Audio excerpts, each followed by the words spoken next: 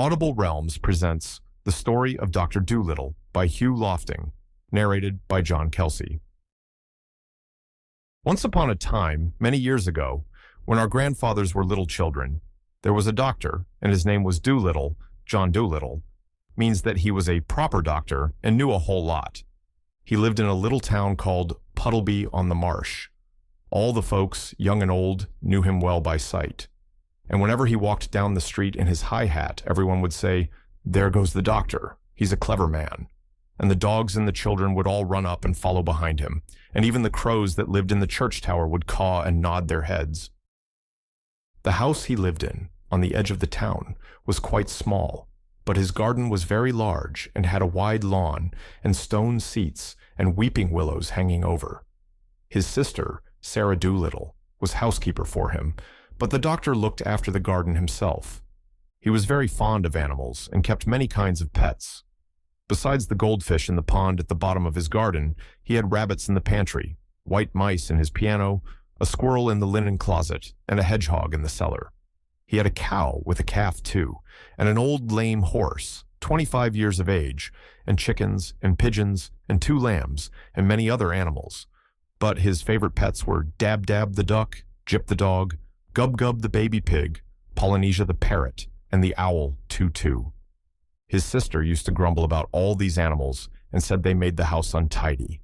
And one day, when an old lady with rheumatism came to see the doctor, she sat on the hedgehog, who was sleeping on the sofa and never came to see him anymore, but drove every Saturday all the way to Oxenthorpe, another town 10 miles off, to see a different doctor.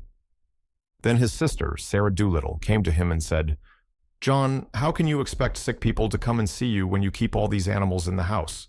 It's a fine doctor would have his parlor full of hedgehogs and mice. That's the 4th personage these animals have driven away. Squire Jenkins and the parson say they wouldn't come near your house again, no matter how sick they are. We are getting poorer every day. If you go on like this, none of the best people will have you for a doctor."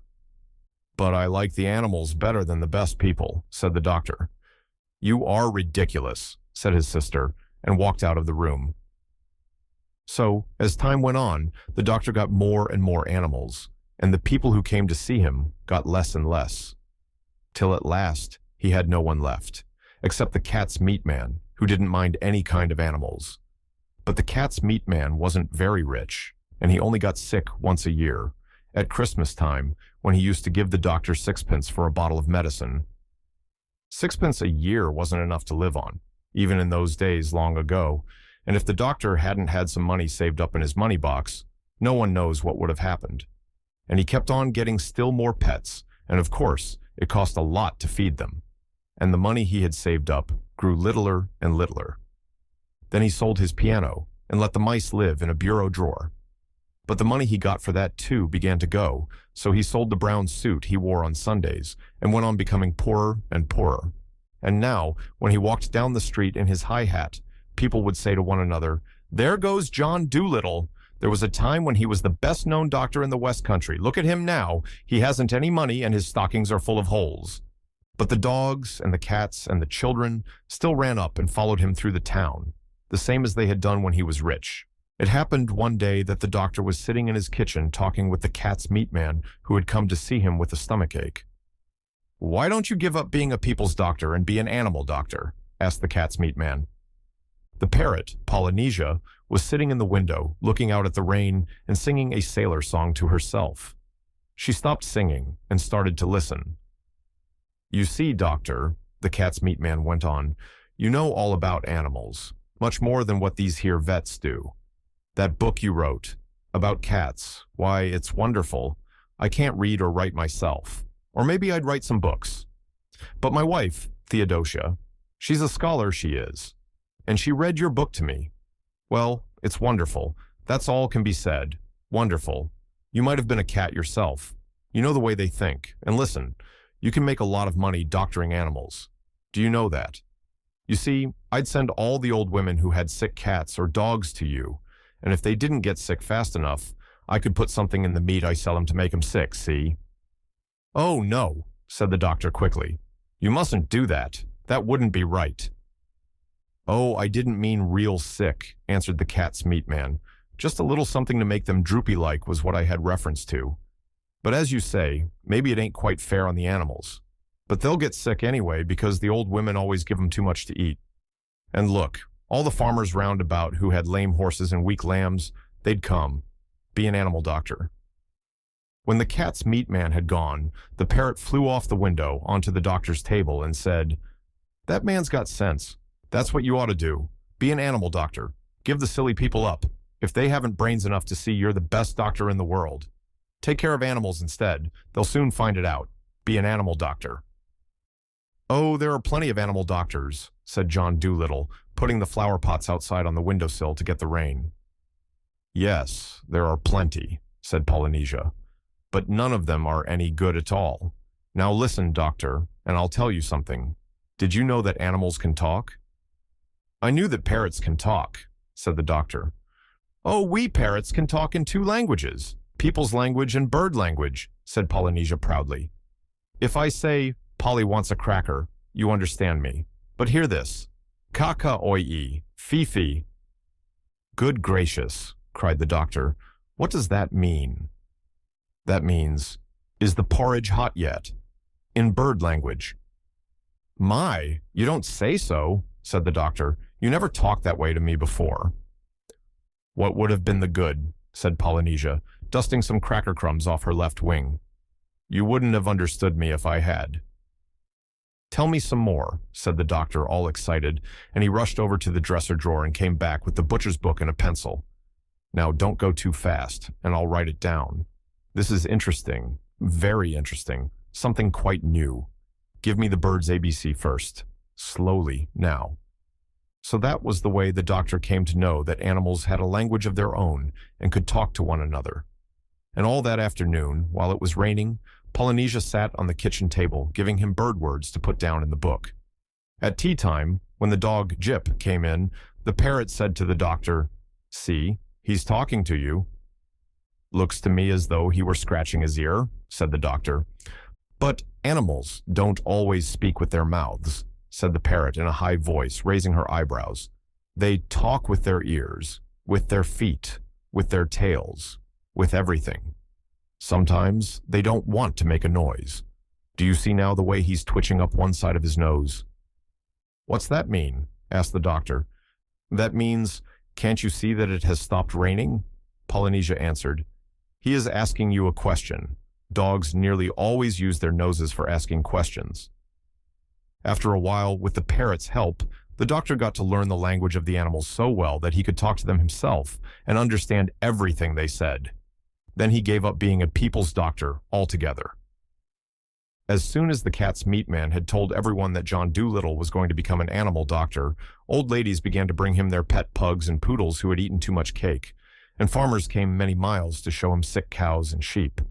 One day, a plow horse was brought to him, and the poor thing was terribly glad to find a man who could talk in horse language. "You know, doctor," said the horse, "that Vet over the hill knows nothing at all. He has been treating me 6 weeks now for spavins. What I need is spectacles. I am going blind in one eye. There's no reason why horses shouldn't wear glasses, the same as people, but that stupid man over the hill never even looked at my eyes. He kept on giving me big pills. I tried to tell him, but he couldn't understand a word of horse language. What I need is spectacles." Of course," said the doctor. "I'll get you some at once." "I would like a pair like yours," said the horse. "Only green. They'll keep the sun out of my eyes while I'm plowing the 50-acre field." "Certainly," said the doctor. "Green ones you shall have." "You know the trouble is, sir," said the plow horse as the doctor opened the front door to let him out. "The trouble is that anybody thinks he can doctor animals, just because the animals don't complain. As a matter of fact, it takes a much cleverer man to be a really good animal doctor than it does to be a good people's doctor. My farmer's boy thinks he knows all about horses. I wish you could see him. His face is so fat he looks as though he had no eyes, and he has got as much brain as a potato bug. He tried to put a mustard plaster on me last week." "Where did he put it?" asked the doctor. "Oh, he didn't put it anywhere. On me," said the horse. "He only tried to. I kicked him into the duck pond." "Well, well," said the doctor. "I'm a pretty quiet creature as a rule," said the horse. "Very patient with people. Don't make much fuss. But it was bad enough to have that vet giving me the wrong medicine. and when that red-faced booby started to monkey with me, I just couldn't bear it anymore." "Did you hurt the boy much?" asked the doctor. "Oh, no," said the horse. "I kicked him in the right place. The vet's looking after him now. When will my glasses be ready?" "I'll have them for you next week," said the doctor. "Come in again Tuesday. Good morning." Then John Dolittle got a fine big pair of green spectacles, and the plow horse stopped going blind in one eye and could see as well as ever. And soon it became a common sight to see farm animals wearing glasses in the country round Puddleby, and a blind horse was a thing unknown. And so it was with all the other animals that were brought to him. As soon as they found that he could talk their language, they told him where the pain was and how they felt, and of course it was easy for him to cure them. Now all these animals went back and told their brothers and friends that there was a doctor in the little house with the big garden who really was a doctor. And whenever any creatures got sick, not only horses and cows and dogs, but all the little things of the fields, like harvest mice and water voles, badgers and bats, they came at once to his house on the edge of the town, so that his big garden was nearly always crowded with animals trying to get in to see him. There were so many that came that he had to have special doors made for the different kinds. He wrote horses over the front door, cows over the side door, and sheep on the kitchen door. Each kind of animal had a separate door. Even the mice had a tiny tunnel made for them into the cellar, where they waited patiently in rows for the doctor to come round to them. And so, in a few years' time, every living thing for miles and miles got to know about John Dolittle, and the birds who flew to other countries in the winter told the animals in foreign lands of the wonderful doctor of Puddleby-on-the-Marsh, who could understand their talk and help them in their troubles. In this way, he became famous among the animals all over the world, better known even than he had been among the folks of the West Country, and he was happy and liked his life very much. One afternoon, when the doctor was busy writing in a book, Polynesia sat in the window, as she nearly always did, looking out at the leaves blowing about in the garden. Presently, she laughed aloud. "What is it, Polynesia?" asked the doctor, looking up from his book. "I was just thinking," said the parrot, and she went on looking at the leaves. "What were you thinking?" "I was thinking about people," said Polynesia. "People make me sick. They think they're so wonderful. The world has been going on now for thousands of years, hasn't it? And the only thing in animal language that people have learned to understand is that when a dog wags his tail, he means, 'I'm glad.' It's funny, isn't it? You are the very first man to talk like us. Oh, sometimes people annoy me dreadfully, such airs they put on, talking about the dumb animals." "Dumb, huh? Why, I knew a macaw once who could say 'good morning' in 7 different ways without once opening his mouth. He could talk every language, and Greek. An old professor with a gray beard bought him. But he didn't stay. He said the old man didn't talk Greek right, and he couldn't stand listening to him teach the language wrong. I often wonder what's become of him. That bird knew more geography than people will ever know. People, golly. I suppose if people ever learn to fly, like any common hedge sparrow, we shall never hear the end of it." "You're a wise old bird," said the doctor. "How old are you, really? I know that parrots and elephants sometimes live to be very, very old." "I can never be quite sure of my age," said Polynesia. "It's either 183 or 182. But I know that when I first came here from Africa, King Charles was still hiding in the oak tree, because I saw him. He looked scared to death. And soon now the doctor began to make money again, and his sister Sarah bought a new dress and was happy.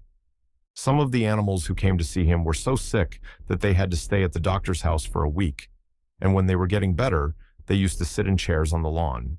And often even after they got well, they did not want to go away. They liked the doctor and his house so much, and he never had the heart to refuse them when they asked if they could stay with him. So in this way, he went on getting more and more pets. Once, when he was sitting on his garden wall smoking a pipe in the evening, an Italian organ grinder came round with a monkey on a string. The doctor saw at once that the monkey's collar was too tight and that he was dirty and unhappy. So he took the monkey away from the Italian, gave the man a shilling, and told him to go. The organ grinder got awfully angry and said that he wanted to keep the monkey, but the doctor told him that if he didn't go away, he would punch him on the nose. John Dolittle was a strong man, though he wasn't very tall, so the Italian went away saying rude things, and the monkey stayed with Dr. Dolittle and had a good home. The other animals in the house called him Chi-Chi, which is a common word in monkey language, meaning ginger. And another time, when the circus came to Puddleby, the crocodile who had a bad toothache escaped at night and came into the doctor's garden. The doctor talked to him in crocodile language and took him into the house and made his tooth better. But when the crocodile saw what a nice house it was, with all the different places for the different kinds of animals, he too wanted to live with the doctor. He asked, couldn't he sleep in the fish pond at the bottom of the garden if he promised not to eat the fish? When the circus men came to take him back, he got so wild and savage that he frightened them away. But to everyone in the house, he was always as gentle as a kitten. But now the old ladies grew afraid to send their lapdogs to Dr. Dolittle because of the crocodile, and the farmers wouldn't believe that he would not eat the lambs and sick calves they brought to be cured. So the doctor went to the crocodile and told him he must go back to his circus. But he wept such big tears and begged so hard to be allowed to stay that the doctor hadn't the heart to turn him out. So then the doctor's sister came to him and said, "John, you must send that creature away. Now the farmers and the old ladies are afraid to send their animals to you, just as we were beginning to be well off again. Now we shall be ruined entirely. This is the last straw. I will no longer be housekeeper for you if you don't send away that alligator." "It isn't an alligator," said the doctor. "It's a crocodile." "I don't care what you call it," said his sister. "It's a nasty thing to find under the bed. I won't have it in the house." "But he has promised me," the doctor answered, "that he will not bite anyone.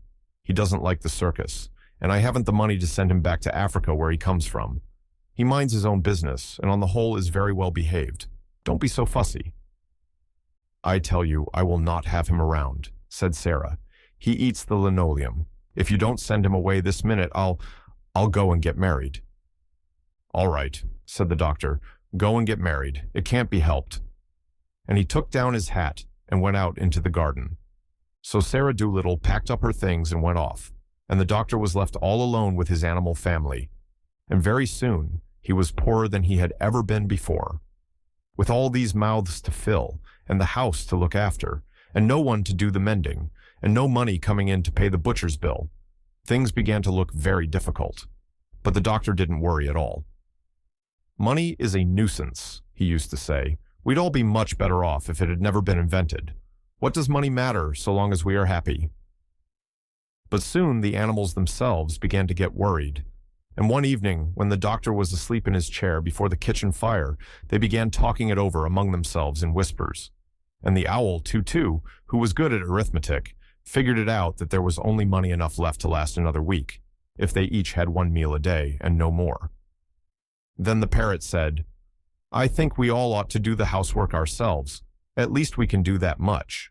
After all, it is for our sakes that the old man finds himself so lonely and so poor." So it was agreed that the monkey, Chi-Chi, was to do the cooking and mending. The dog was to sweep the floors. The duck was to dust and make the beds. The owl, Tutu, was to keep the accounts. And the pig was to do the gardening. They made Polynesia, the parrot, housekeeper and laundress, because she was the oldest.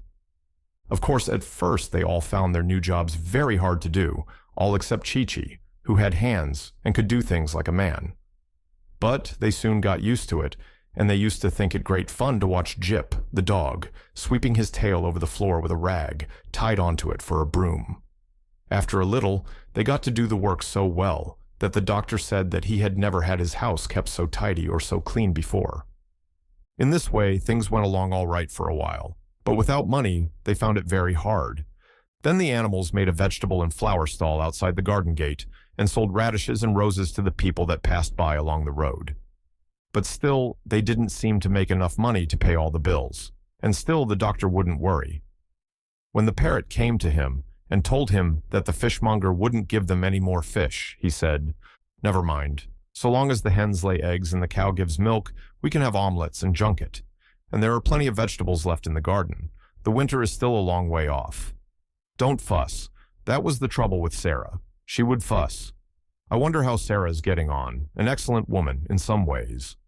Well, but the snow came earlier than usual that year, and although the old lame horse hauled in plenty of wood from the forest outside the town so they could have a big fire in the kitchen, most of the vegetables in the garden were gone, and the rest were covered with snow, and many of the animals were really hungry. That winter was a very cold one. And one night in December, when they were all sitting round the warm fire in the kitchen, and the doctor was reading aloud to them out of books he had written himself in animal language, the owl Tutu suddenly said, "Shh, what's that noise outside?" They all listened, and presently they heard the sound of someone running. Then the door flew open, and the monkey, Chi-Chi, ran in, badly out of breath. "Doctor," he cried, "I've just had a message from a cousin of mine in Africa. There is a terrible sickness among the monkeys out there. They are all catching it, and they are dying in hundreds. They have heard of you and beg you to come to Africa to stop the sickness." "Who brought the message?" asked the doctor, taking off his spectacles and laying down his book. "A swallow," said Chi-Chi. "She is outside on the rain butt." "Bring her in by the fire," said the doctor. "She must be perished with the cold. The swallows flew south 6 weeks ago." So the swallow was brought in, all huddled and shivering, and although she was a little afraid at first, she soon got warmed up and sat on the edge of the mantelpiece and began to talk. When she had finished, the doctor said, "I would gladly go to Africa, especially in this bitter weather, but I'm afraid we haven't money enough to buy the tickets. Get me the money box, Chi-Chi." So the monkey climbed up and got it off the top shelf of the dresser. There was nothing in it, not one single penny. "I felt sure there was 2 pence left," said the doctor. "There was," said the owl, "but you spent it on a rattle for that badger's baby when he was teething." "Did I?" said the doctor. Dear me, what a nuisance money is, to be sure." "Well, never mind. Perhaps if I go down to the seaside, I shall be able to borrow a boat that will take us to Africa. I knew a seaman once who brought his baby to me with measles. Maybe he'll lend us his boat." The baby got well. So early the next morning, the doctor went down to the seashore, and when he came back, he told the animals it was all right. The sailor was going to lend them the boat, and then the crocodile and the monkey and the parrot were very glad and began to sing because they were going back to Africa, their real home. And the doctor said, "I shall only be able to take you 3, with Jip the dog, Dab Dab the duck, Gub Gub the pig, and the owl, Tutu. The rest of the animals, like the dormice and the water voles and the bats, they will have to go back and live in the fields where they were born till we come home again. But as most of them sleep through the winter, they won't mind that. And besides, it wouldn't be good for them to go to Africa." So then the parrot, who had been on long sea voyages before, began telling the doctor all the things he would have to take with him on the ship. "You must have plenty of pilot bread," she said. "Hard tack, they call it. And you must have beef in cans, and an anchor." "I expect the ship will have its own anchor," said the doctor. "Well, make sure," said Polynesia, "because it's very important. You can't stop if you haven't got an anchor, and you'll need a bell." "What's that for?" asked the doctor. "To tell the time by," said the parrot. "You go and ring it every half hour, and then you know what time it is. And bring a whole lot of rope. It always comes in handy on voyages." Then they began to wonder where they were going to get the money from to buy all the things they needed. "Oh, bother it! Money again!" cried the doctor. "Goodness, I shall be glad to get to Africa where we don't have to have any. I'll go and ask the grocer if he will wait for his money till I get back. No, I'll send the sailor to ask him." So the sailor went to see the grocer, and presently he came back with all the things they wanted. Then the animals packed up, and after they had turned off the water so the pipes wouldn't freeze and put up the shutters, they closed the house and gave the key to the old horse who lived in the stable. And when they had seen that there was plenty of hay in the loft to last the horse through the winter, they carried all their luggage down to the seashore and got on to the boat. The cat's meat man was there to see them off, and he brought a large suet pudding as a present for the doctor because, he said he had been told, you couldn't get suet puddings in foreign parts. As soon as they were on the ship, Gub Gub, the pig, asked where the beds were, for it was 4 o'clock in the afternoon, and he wanted his nap. So Polynesia took him downstairs into the inside of the ship and showed him the beds, set all on top of one another like bookshelves against a wall. "Why, that isn't a bed," cried Gub Gub. "That's a shelf." Beds are always like that on ships, said the parrot. It isn't a shelf. Climb up into it and go to sleep. That's what you call a bunk. I don't think I'll go to bed yet, said Gub-Gub. I'm too excited. I want to go upstairs again and see them start. Well, this is your first trip, said Polynesia. You will get used to the life after a while. And she went back up the stairs of the ship, humming this song to herself. I've seen the Black Sea and the Red Sea. I rounded the Isle of Wight. I discovered the Yellow River, and the Orange too, by night. Now Greenland drops behind again, and I sail the ocean blue. I'm tired of all these colors, Jane, so I'm coming back to you. They were just going to start on their journey when the doctor said he would have to go back and ask the sailor the way to Africa. But the swallow said she had been to that country many times and would show them how to get there. So the doctor told Chi-Chi to pull up the anchor, and the voyage began. Now for 6 whole weeks they went sailing on and on over the rolling sea, following the swallow who flew before the ship to show them the way. At night she carried a tiny lantern so they should not miss her in the dark, and the people on the other ships that passed said that the light must be a shooting star. As they sailed further and further into the south, it got warmer and warmer. Polynesia, Chi-Chi, and the crocodile enjoyed the hot sun, no end. They ran about laughing and looking over the side of the ship to see if they could see Africa yet. But the pig and the dog and the owl, Too, could do nothing in such weather, but sat at the end of the ship in the shade of a big barrel, with their tongues hanging out, drinking lemonade. Dab, the duck, used to keep herself cool by jumping into the sea and swimming behind the ship.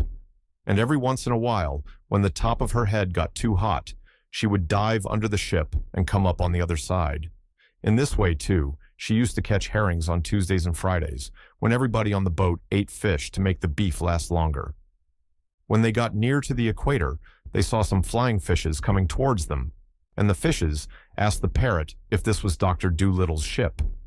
When she told them it was, they said they were glad, because the monkeys in Africa were getting worried that he would never come. Polynesia asked them how many miles they had yet to go, and the flying fishes said it was only 55 miles now to the coast of Africa. And another time, a whole school of porpoises came dancing through the waves, and they too asked Polynesia if this was the ship of the famous doctor. And when they heard that it was, they asked the parrot if the doctor wanted anything for his journey. And Polynesia said, "Yes, we have run short of onions." "There is an island not far from here," said the porpoises, "where the wild onions grow tall and strong. Keep straight on. We will get some and catch up to you." So the porpoises dashed away through the sea, and very soon the parrot saw them again, coming up behind, dragging the onions through the waves in big nets made of seaweed. The next evening, as the sun was going down, the doctor said, "Get me the telescope, Chi-Chi. Our journey is nearly ended. Very soon we should be able to see the shores of Africa." And about half an hour later, sure enough, they thought they could see something in front that might be land, but it began to get darker and darker and they couldn't be sure. Then a great storm came up, with thunder and lightning. The wind howled, the rain came down in torrents, and the waves got so high they splashed right over the boat. Presently there was a big bang. The ship stopped and rolled over on its side. "What's happened?" asked the doctor, coming up from downstairs. "I'm not sure," said the parrot, "but I think we're shipwrecked. Tell the duck to get out and see." So Dab dived right down under the waves, and when she came up, she said they had struck a rock. There was a big hole in the bottom of the ship. The water was coming in, and they were sinking fast. "We must have run into Africa," said the doctor. Dear me, dear me. Well, we must all swim to land." But Chi-Chi and Gub-Gub did not know how to swim. "Get the rope," said Polynesia. "I told you it would come in handy. Where's that duck? Come here, Dab. Take this end of the rope, fly to the shore, and tie it onto a palm tree, and we'll hold the other end on the ship here.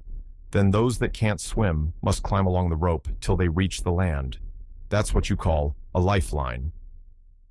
So they all got safely to the shore, some swimming, some flying, and those that climbed along the rope brought the doctor's trunk and handbag with them. But the ship was no good anymore, with the big hole in the bottom, and presently the rough sea beat it to pieces on the rocks, and the timbers floated away. Then they all took shelter in a nice dry cave they found, high up in the cliffs, till the storm was over. When the sun came out next morning, they went down to the sandy beach to dry themselves. "Dear old Africa," sighed Polynesia. "It's good to get back. Just think, it'll be 169 years tomorrow since I was here, and it hasn't changed a bit. Same old palm trees, same old red earth, same old black ants. There's no place like home." And the others noticed she had tears in her eyes. She was so pleased to see her country once again. Then the doctor missed his high hat, for it had been blown into the sea during the storm, so Dab-Dab went out to look for it. And presently she saw it, a long way off, floating on the water like a toy boat. When she flew down to get it, she found one of the white mice, very frightened, sitting inside it. "What are you doing here?" asked the duck. "You were told to stay behind in Puddleby." "I didn't want to be left behind," said the mouse. "I wanted to see what Africa was like. I have relatives there. So I hid in the baggage and was brought onto the ship with the hardtack. When the ship sank, I was terribly frightened, because I cannot swim far. I swam as long as I could, but I soon got all exhausted and thought I was going to sink. And then, just at that moment, the old man's hat came floating by, and I got into it because I did not want to be drowned." So the duck took up the hat with the mouse in it and brought it to the doctor on the shore, and they all gathered round to have a look. "That's what you call a stowaway," said the parrot. Presently, when they were looking for a place in the trunk where the white mouse could travel comfortably, the monkey, Chi-Chi, suddenly said, "Shash! I hear footsteps in the jungle." They all stopped talking and listened, and soon a black man came down out of the woods and asked them what they were doing there. "My name is John Dolittle," said the doctor. "I have been asked to come to Africa to cure the monkeys who are sick." "You must all come before the king," said the black man. "What king?" asked the doctor, who didn't want to waste any time. "The king of the Jolliginki," the man answered. "All these lands belong to him, and all strangers must be brought before him. Follow me." So they gathered up their baggage and went off, following the man through the jungle. When they had gone a little way through the thick forest, they came to a wide, clear space, and they saw the king's palace, which was made of mud. This was where the king lived, with his queen, Ermintrude, and their son, Prince Bumpo. The prince was away fishing for salmon in the river, but the king and queen were sitting under an umbrella before the palace door, and Queen Ermintrude was asleep. When the doctor had come up to the palace, the king asked him his business, and the doctor told him why he had come to Africa. "You may not travel through my lands," said the king. "Many years ago, a white man came to these shores, and I was very kind to him. But after he had dug holes in the ground to get the gold and killed all the elephants to get their ivory tusks, he went away secretly in his ship, without so much as saying, 'Thank you.' Never again shall a white man travel through the lands of Jolliginki." Then the king turned to some of the black men who were standing near and said, "Take away this medicine man with all his animals and lock them up in my strongest prison." So 6 of the black men led the doctor and all his pets away and shut them up in a stone dungeon. The dungeon had only one little window, high up in the wall with bars in it, and the door was strong and thick. Then they all grew very sad, and Gub-Gub the pig began to cry. But Chi-Chi said he would spank him if he didn't stop that horrible noise, and he kept quiet. "Are we all here?" asked the doctor after he had got used to the dim light. "Yes, I think so," said the duck, and started to count them. "Where's Polynesia?" asked the crocodile. "She isn't here." "Are you sure?" said the doctor. "Look again. Polynesia, Polynesia, where are you?" "I suppose she escaped," grumbled the crocodile. "Well, that's just like her. Sneaked off into the jungle as soon as her friends got into trouble." "I'm not that kind of a bird," said the parrot, climbing out of the pocket in the tail of the doctor's coat. "You see, I'm small enough to get through the bars of that window, and I was afraid they would put me in a cage instead. So, while the king was busy talking, I hid in the doctor's pocket, and here I am. That's what you call a ruse," she said, smoothing down her feathers with her beak. "Good gracious," cried the doctor. "You're lucky I didn't sit on you." "Now listen," said Polynesia. "Tonight, as soon as it gets dark, I am going to creep through the bars of that window and fly over to the palace. And then, you'll see, I'll soon find a way to make the king let us all out of prison." "Oh, what can you do?" said Gub-Gub, turning up his nose and beginning to cry again. "You're only a bird." "Quite true," said the parrot. "But do not forget that although I am only a bird, I can talk like a man. And I know these darkies." So that night, when the moon was shining through the palm trees and all the king's men were asleep, the parrot slipped out through the bars of the prison and flew across to the palace. The pantry window had been broken by a tennis ball the week before, and Polynesia popped in through the hole in the glass. She heard Prince Bumpo snoring in his bedroom at the back of the palace.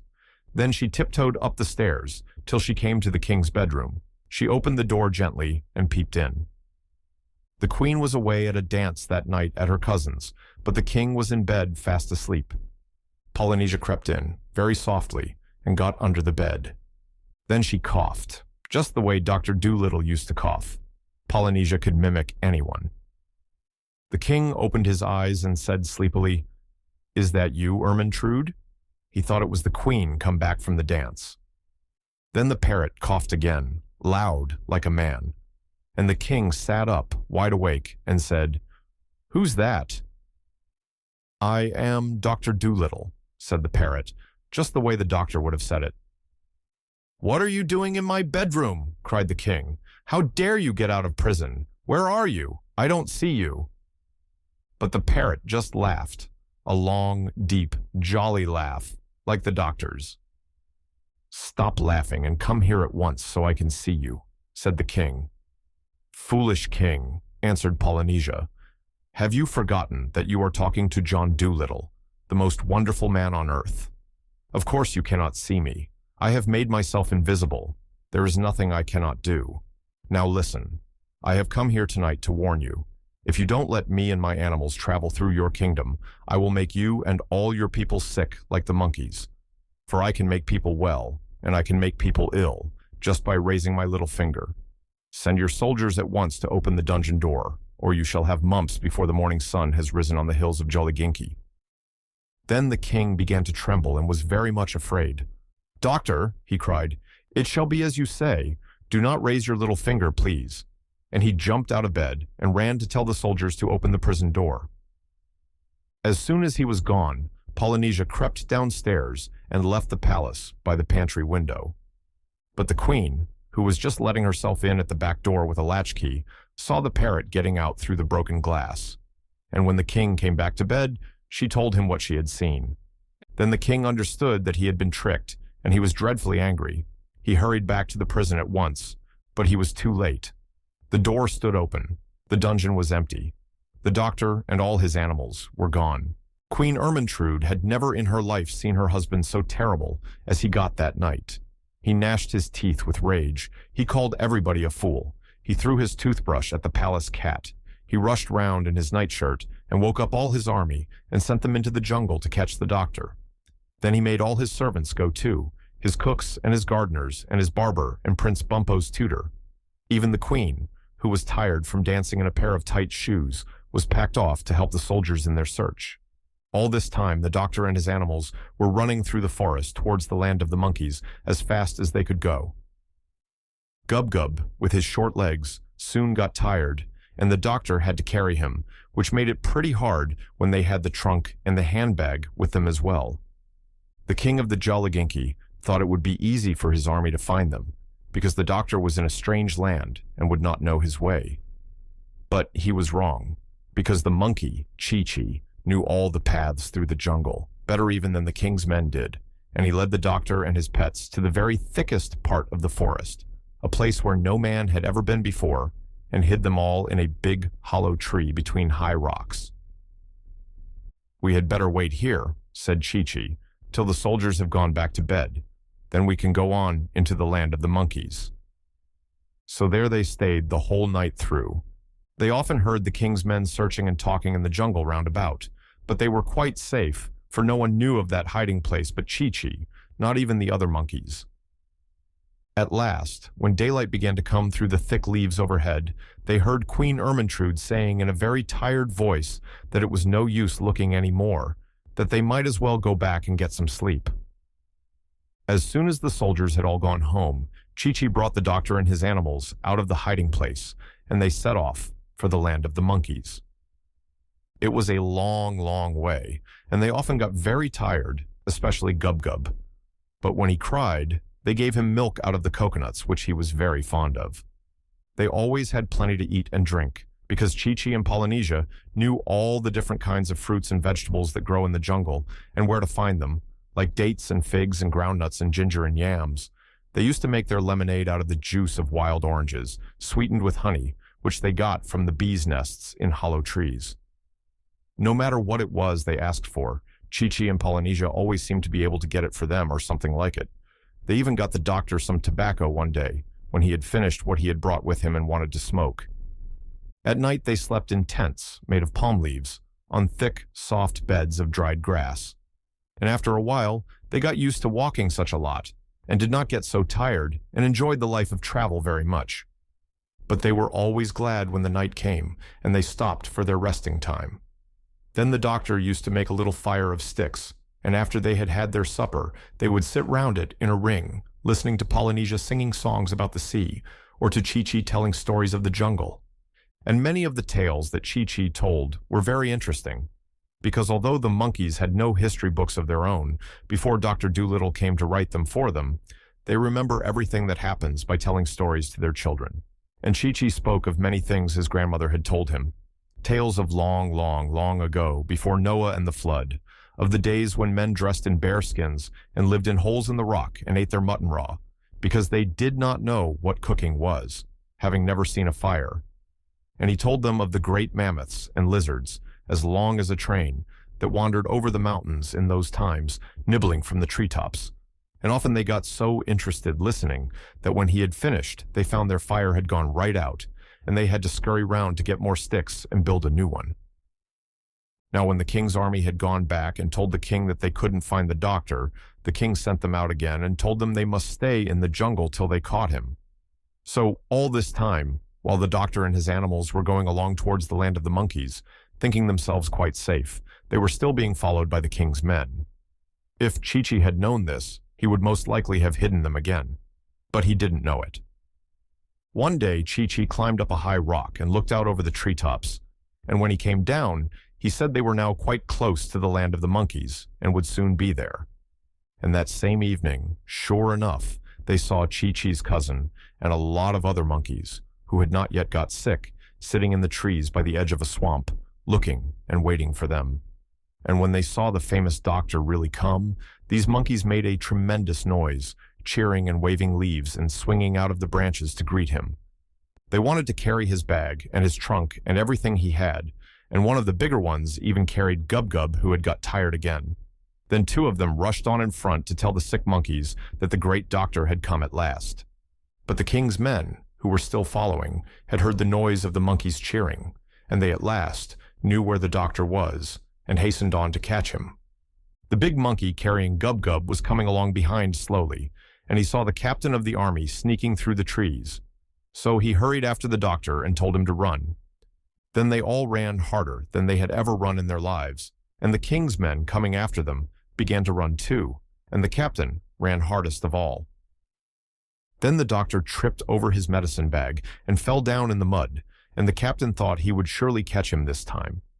But the captain had very long ears, though his hair was very short, and as he sprang forward to take hold of the doctor, one of his ears caught fast in a tree, and the rest of the army had to stop and help him.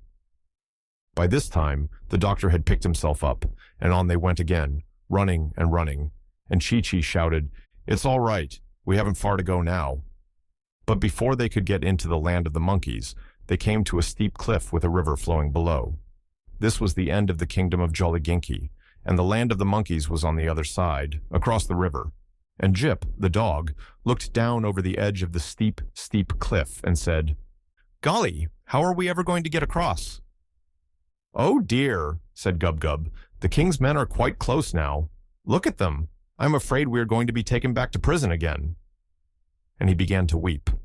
But the big monkey who was carrying the pig dropped him on the ground and cried out to the other monkeys, "Boys, a bridge! Quick, make a bridge! We've only a minute to do it. They've got the captain loose, and he's coming on like a deer. Get lively! A bridge! A bridge!"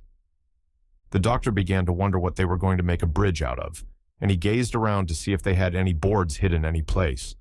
But when he looked back at the cliff, there, hanging across the river, was a bridge all ready for him, made of living monkeys. For while his back was turned, the monkeys, quick as a flash, had made themselves into a bridge just by holding hands and feet. And the big one shouted to the doctor, walk over, all of you, hurry." Gub-Gub was a bit scared, walking on such a narrow bridge at that dizzy height above the river, but he got over all right, and so did all of them.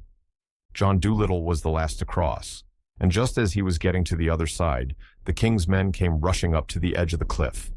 Then they shook their fists and yelled with rage, for they saw they were too late. The doctor and all his animals were safe in the land of the monkeys, and the bridge was pulled across to the other side. Then Chi-Chi turned to the doctor and said, "Many great explorers and gray-bearded naturalists have lain long weeks hidden in the jungle, waiting to see the monkeys do that trick. But we never let a white man get a glimpse of it before. You are the first to see the famous Bridge of Apes." And the doctor felt very pleased. John Dolittle now became dreadfully, awfully busy.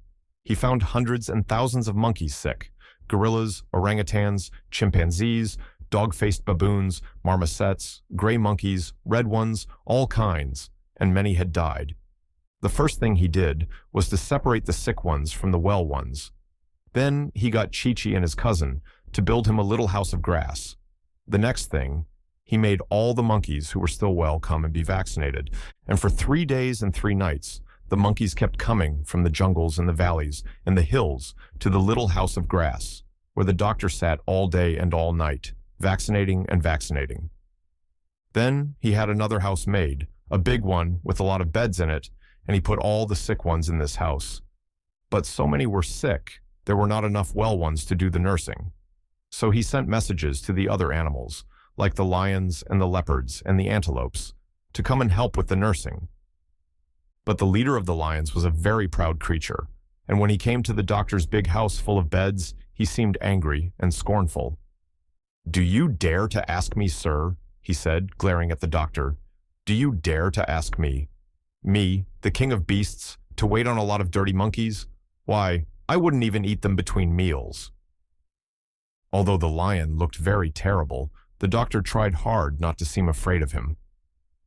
"I didn't ask you to eat them," he said quietly. "And besides, they're not dirty. They've all had a bath this morning. Your coat looks as though it needed brushing. Badly.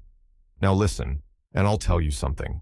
The day may come when the lions get sick, and if you don't help the other animals now, the lions may find themselves left all alone when they are in trouble. That often happens to proud people." "The lions are never in trouble. They only make trouble," said the leader, turning up his nose. And he stalked away into the jungle, feeling he had been rather smart and clever. Then the leopards got proud too and said they wouldn't help.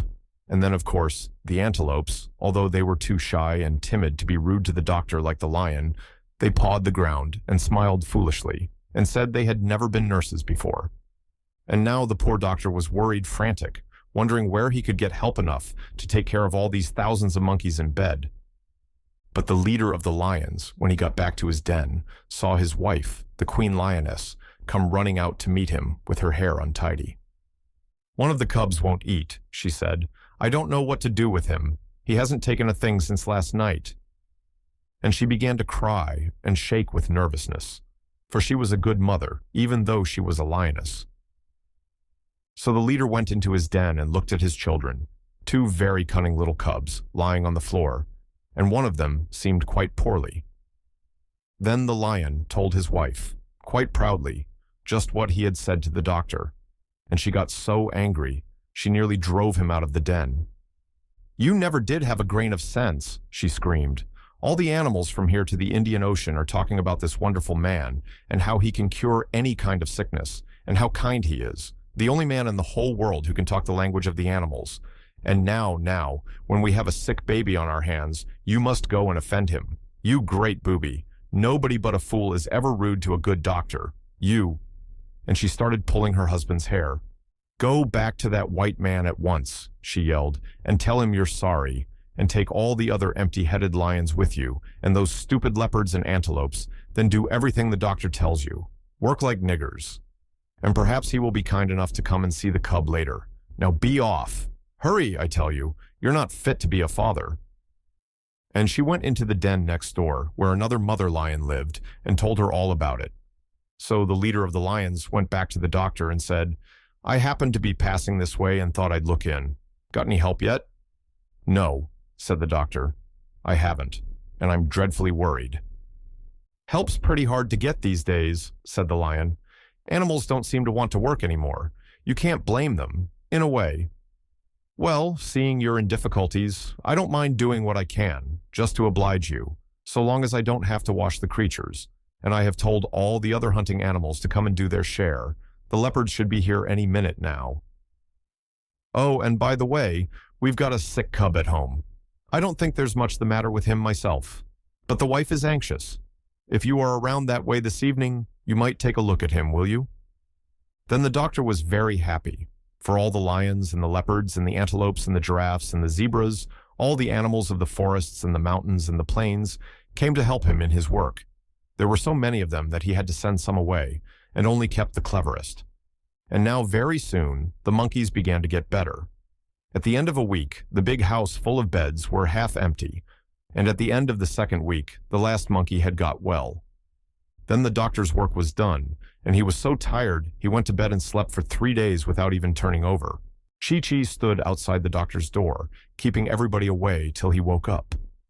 Then John Dolittle told the monkeys that he must now go back to Puddleby. They were very surprised at this, for they had thought that he was going to stay with them forever. And that night, all the monkeys got together in the jungle to talk it over. And the chief chimpanzee rose up and said, "Why is it the good man is going away? Is he not happy here with us?" But none of them could answer him. Then the grand gorilla got up and said, "I think we all should go to him and ask him to stay. Perhaps if we make him a new house and a bigger bed, and promise him plenty of monkey servants to work for him and to make life pleasant for him, perhaps then he will not wish to go." Then Chi-Chi got up, and all the others whispered, "Shh, look, Chi-Chi, the great traveler, is about to speak." And Chi-Chi said to the other monkeys, "My friends, I am afraid it is useless to ask the doctor to stay. He owes money in Puddleby, and he says he must go back and pay it." And the monkeys asked him, "What is money?"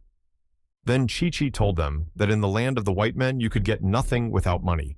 You could do nothing without money, that it was almost impossible to live without money. And some of them asked, "But can you not even eat and drink without paying?" But Chi-Chi shook his head, and then he told them that even he, when he was with the organ grinder, had been made to ask the children for money.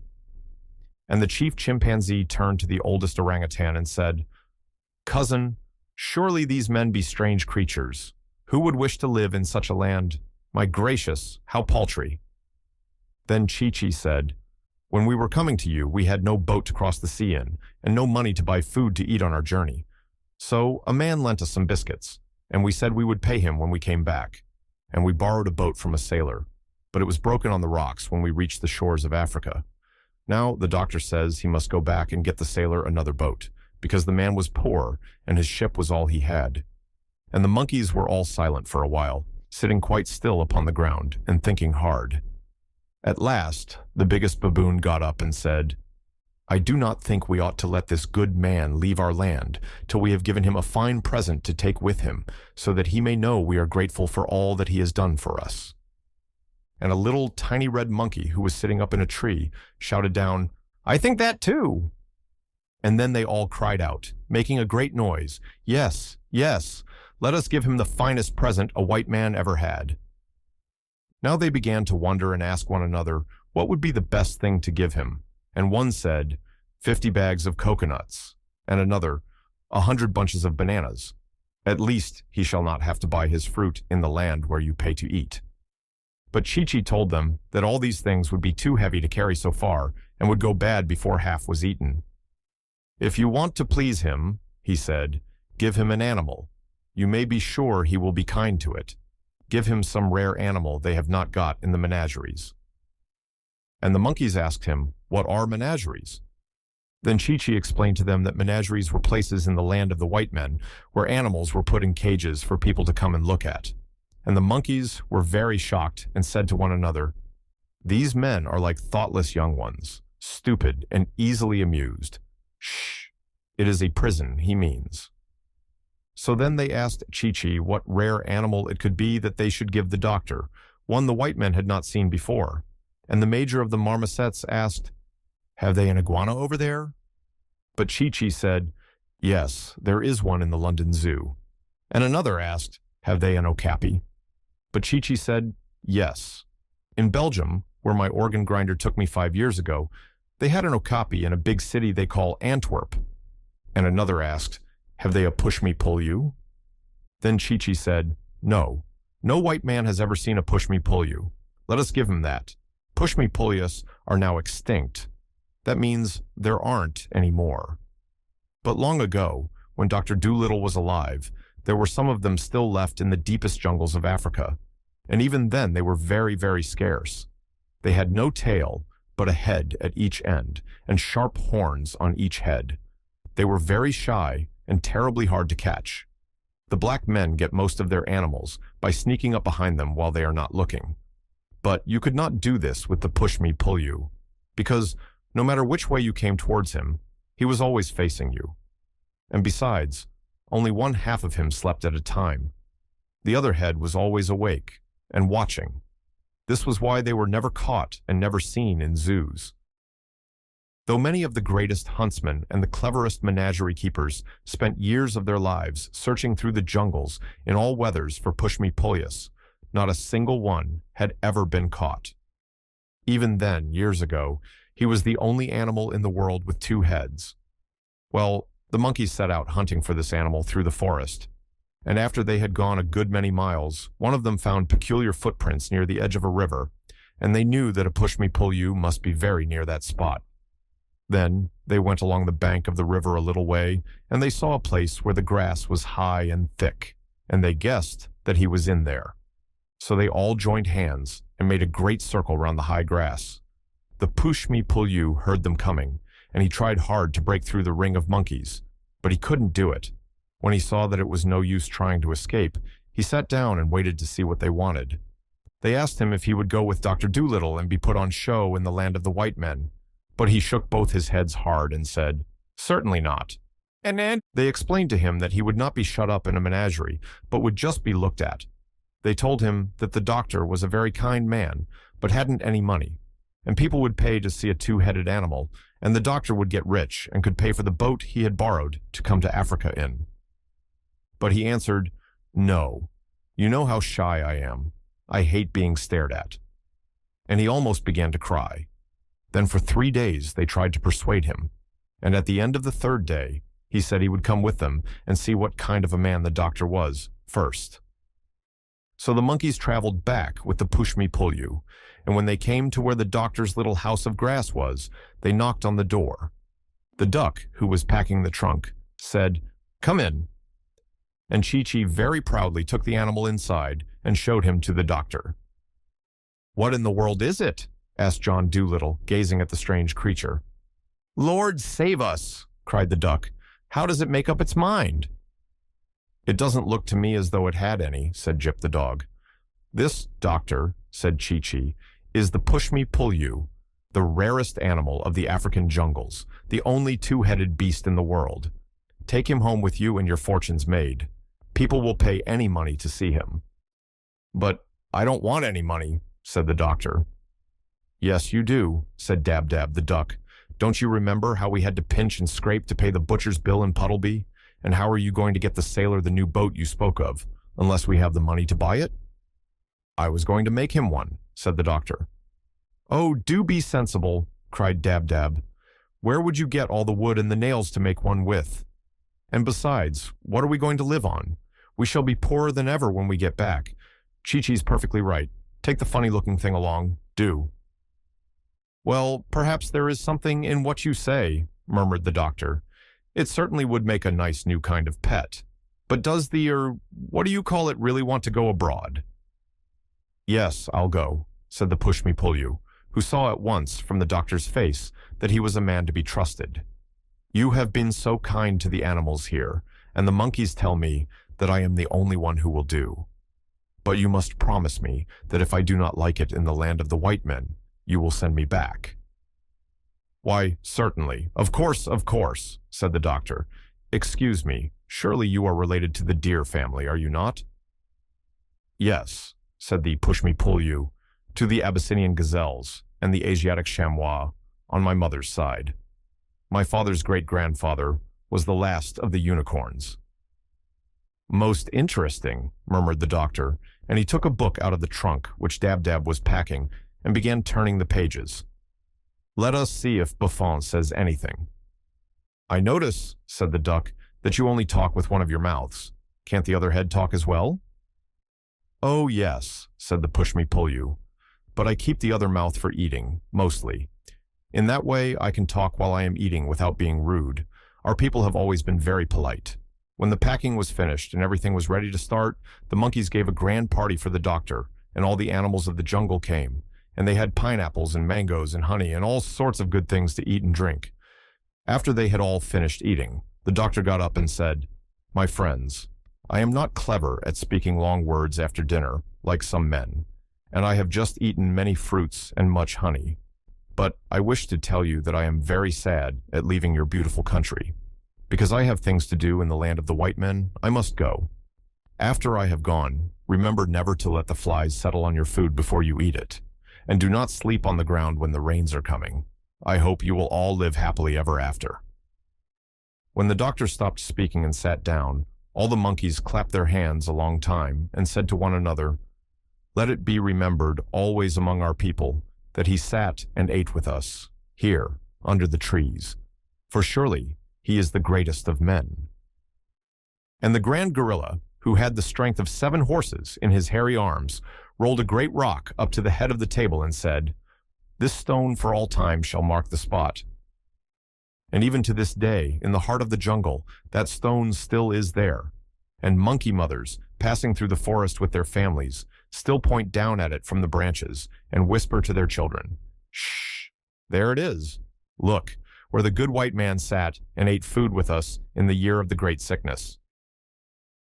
Then, when the party was over, the doctor and his pets started out to go back to the seashore, and all the monkeys went with him as far as the edge of their country, carrying his trunk and bags to see him off. By the edge of the river, they stopped and said farewell. This took a long time, because all those thousands of monkeys wanted to shake John Dolittle by the hand. Afterwards, when the doctor and his pets were going on alone, Polynesia said, We must tread softly and talk low as we go through the land of the Jolliginki. If the king should hear us, he will send his soldiers to catch us again, for I am sure he is still very angry over the trick I played on him.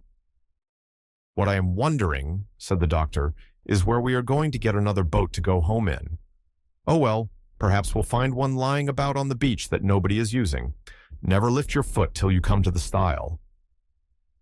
One day, while they were passing through a very thick part of the forest, Chi-Chi went ahead of them to look for coconuts. And while he was away, the doctor and the rest of the animals, who did not know the jungle paths so well, got lost in the deep woods. They wandered around and around, but could not find their way down to the seashore. Chi-Chi, when he could not see them anywhere, was terribly upset. He climbed high trees and looked out from the top branches to try and see the doctor's high hat. He waved and shouted. He called to all the animals by name, but it was no use. They seemed to have disappeared altogether. Indeed, they had lost their way very badly. They had strayed a long way off the path, and the jungle was so thick with bushes and creepers and vines that sometimes they could hardly move at all, and the doctor had to take out his pocket knife and cut his way along. They stumbled into wet, boggy places. They got all tangled up in thick, convolvulous runners. They scratched themselves on thorns, and twice they nearly lost the medicine bag in the underbrush.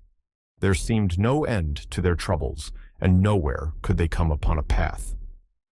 At last, after blundering about like this for many days, getting their clothes torn and their faces covered with mud, they walked right into the king's back garden, by mistake. The king's men came running up at once and caught them. But Polynesia flew into a tree in the garden without anybody seeing her and hid herself. The doctor and the rest were taken before the king. "Ha, ha," cried the king. "So you are caught again.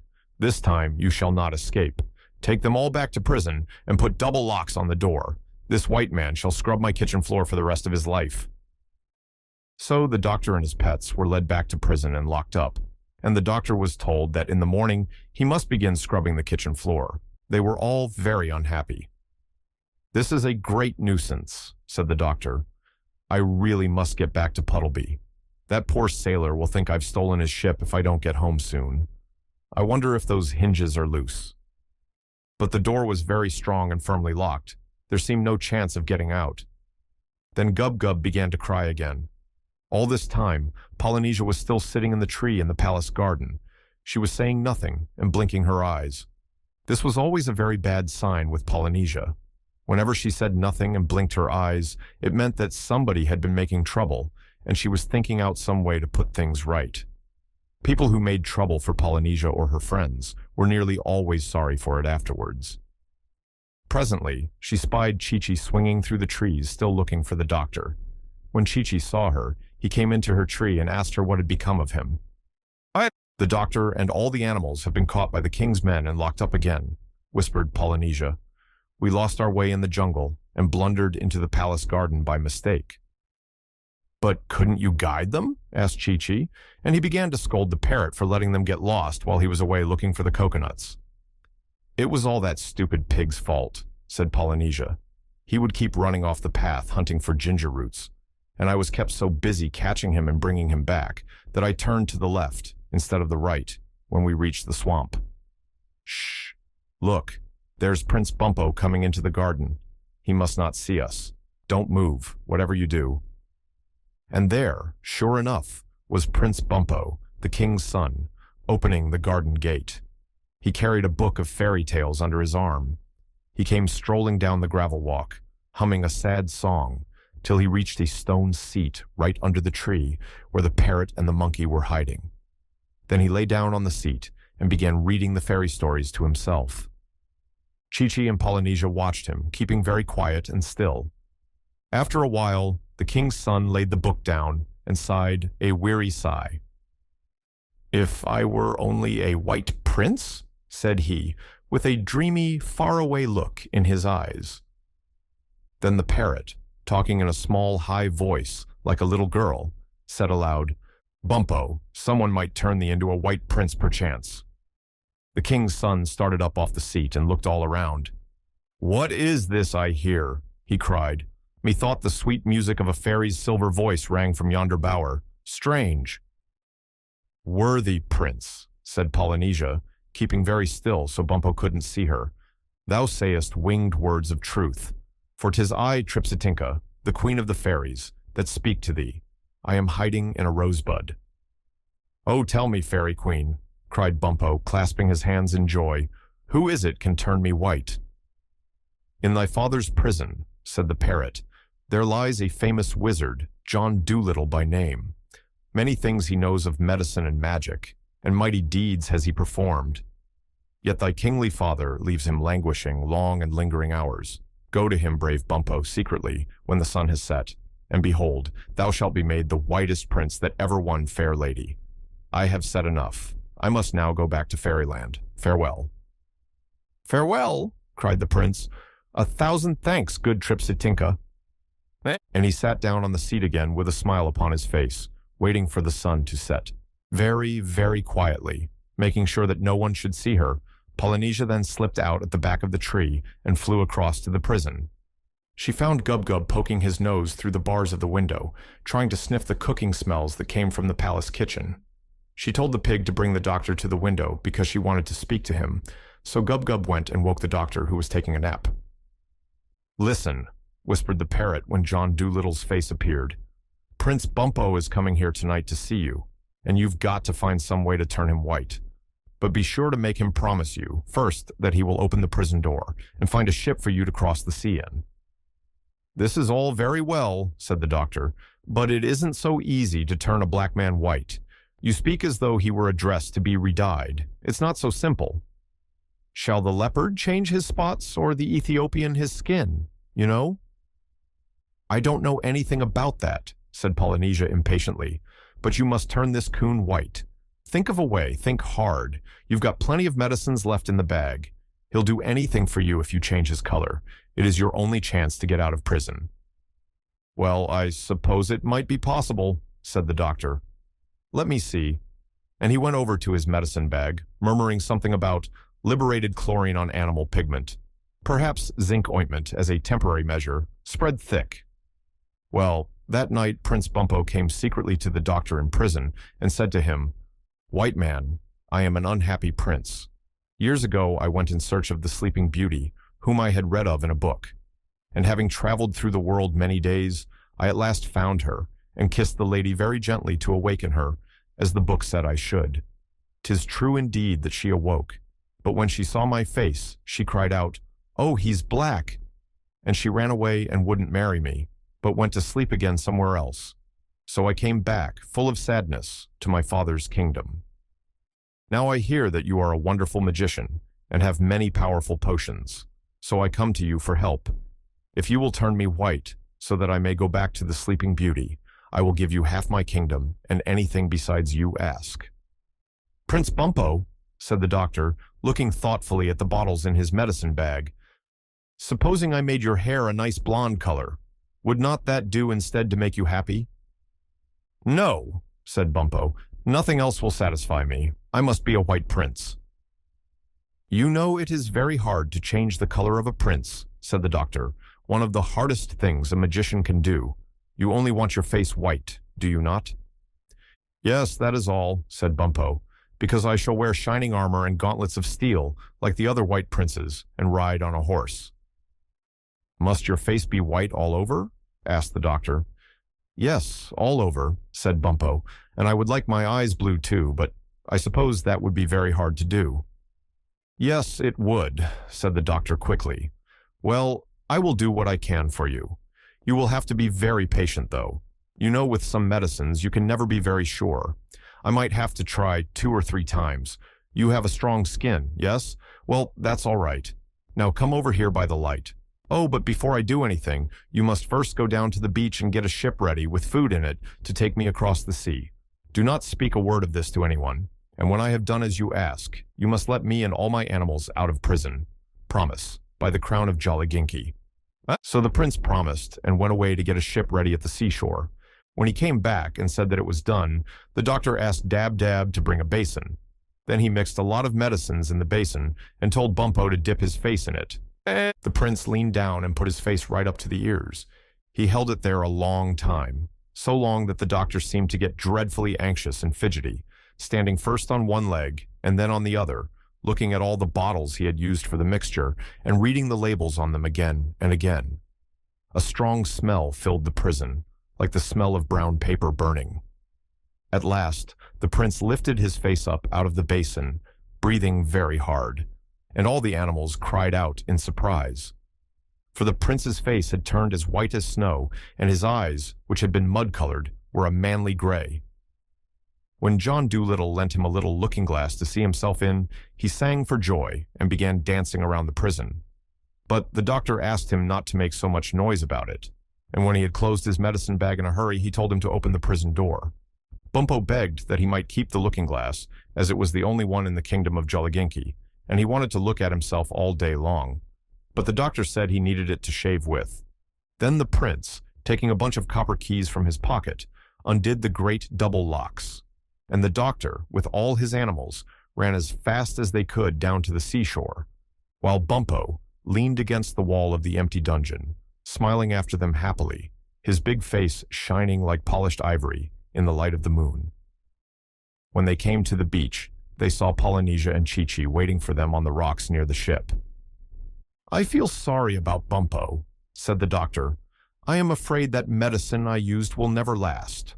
Most likely he will be as black as ever when he wakes up in the morning. That's one reason why I didn't like to leave the mirror with him. But then again, he might stay white. I had never used that mixture before. To tell the truth, I was surprised myself that it worked so well. But I had to do something, didn't I? I couldn't possibly scrub the king's kitchen for the rest of my life. It was such a dirty kitchen. I could see it from the prison window. Well, well, poor Bumpo. Oh, of course he will know we were just joking with him, said the parrot. They had no business to lock us up, said Dab-Dab, waggling her tail angrily. We never did them any harm. Serve him right if he does turn black again. I hope it's a dark black. But he didn't have anything to do with it, said the doctor. It was the king, his father, who had us locked up. It wasn't Bumpo's fault. I wonder if I ought to go back and apologize. Oh, well, I'll send him some candy when I get to Puddleby. And who knows, he may stay white after all. The Sleeping Beauty would never have him, even if he did, said Dab-Dab. He looked better the way he was, I thought, but he'd never be anything but ugly, no matter what color he was made. Still, he had a good heart, said the doctor. Romantic, of course, but a good heart. After all, handsome is as handsome does. I don't believe the poor booby found the Sleeping Beauty at all, said Jip, the dog. Most likely, he kissed some farmer's fat wife who was taking a snooze under an apple tree. Can't blame her for getting scared. I wonder who he'll go and kiss this time. Silly business. Then the Push-Me-Pull-You, the white mouse, Gub-Gub, Dab-Dab, Jip, and the owl, Tutu, went on to the ship with the doctor. But Chi-Chi, Polynesia, and the crocodile stayed behind because Africa was their proper home, the land where they were born. And when the doctor stood upon the boat, he looked over the side across the water. And then he remembered that they had no one with them to guide them back to Puddleby. The wide, wide sea looked terribly big and lonesome in the moonlight, and he began to wonder if they would lose their way when they passed out of sight of land. But even while he was wondering, they heard a strange whispering noise, high in the air, coming through the night, and the animals all stopped saying goodbye and listened. The noise grew louder and bigger.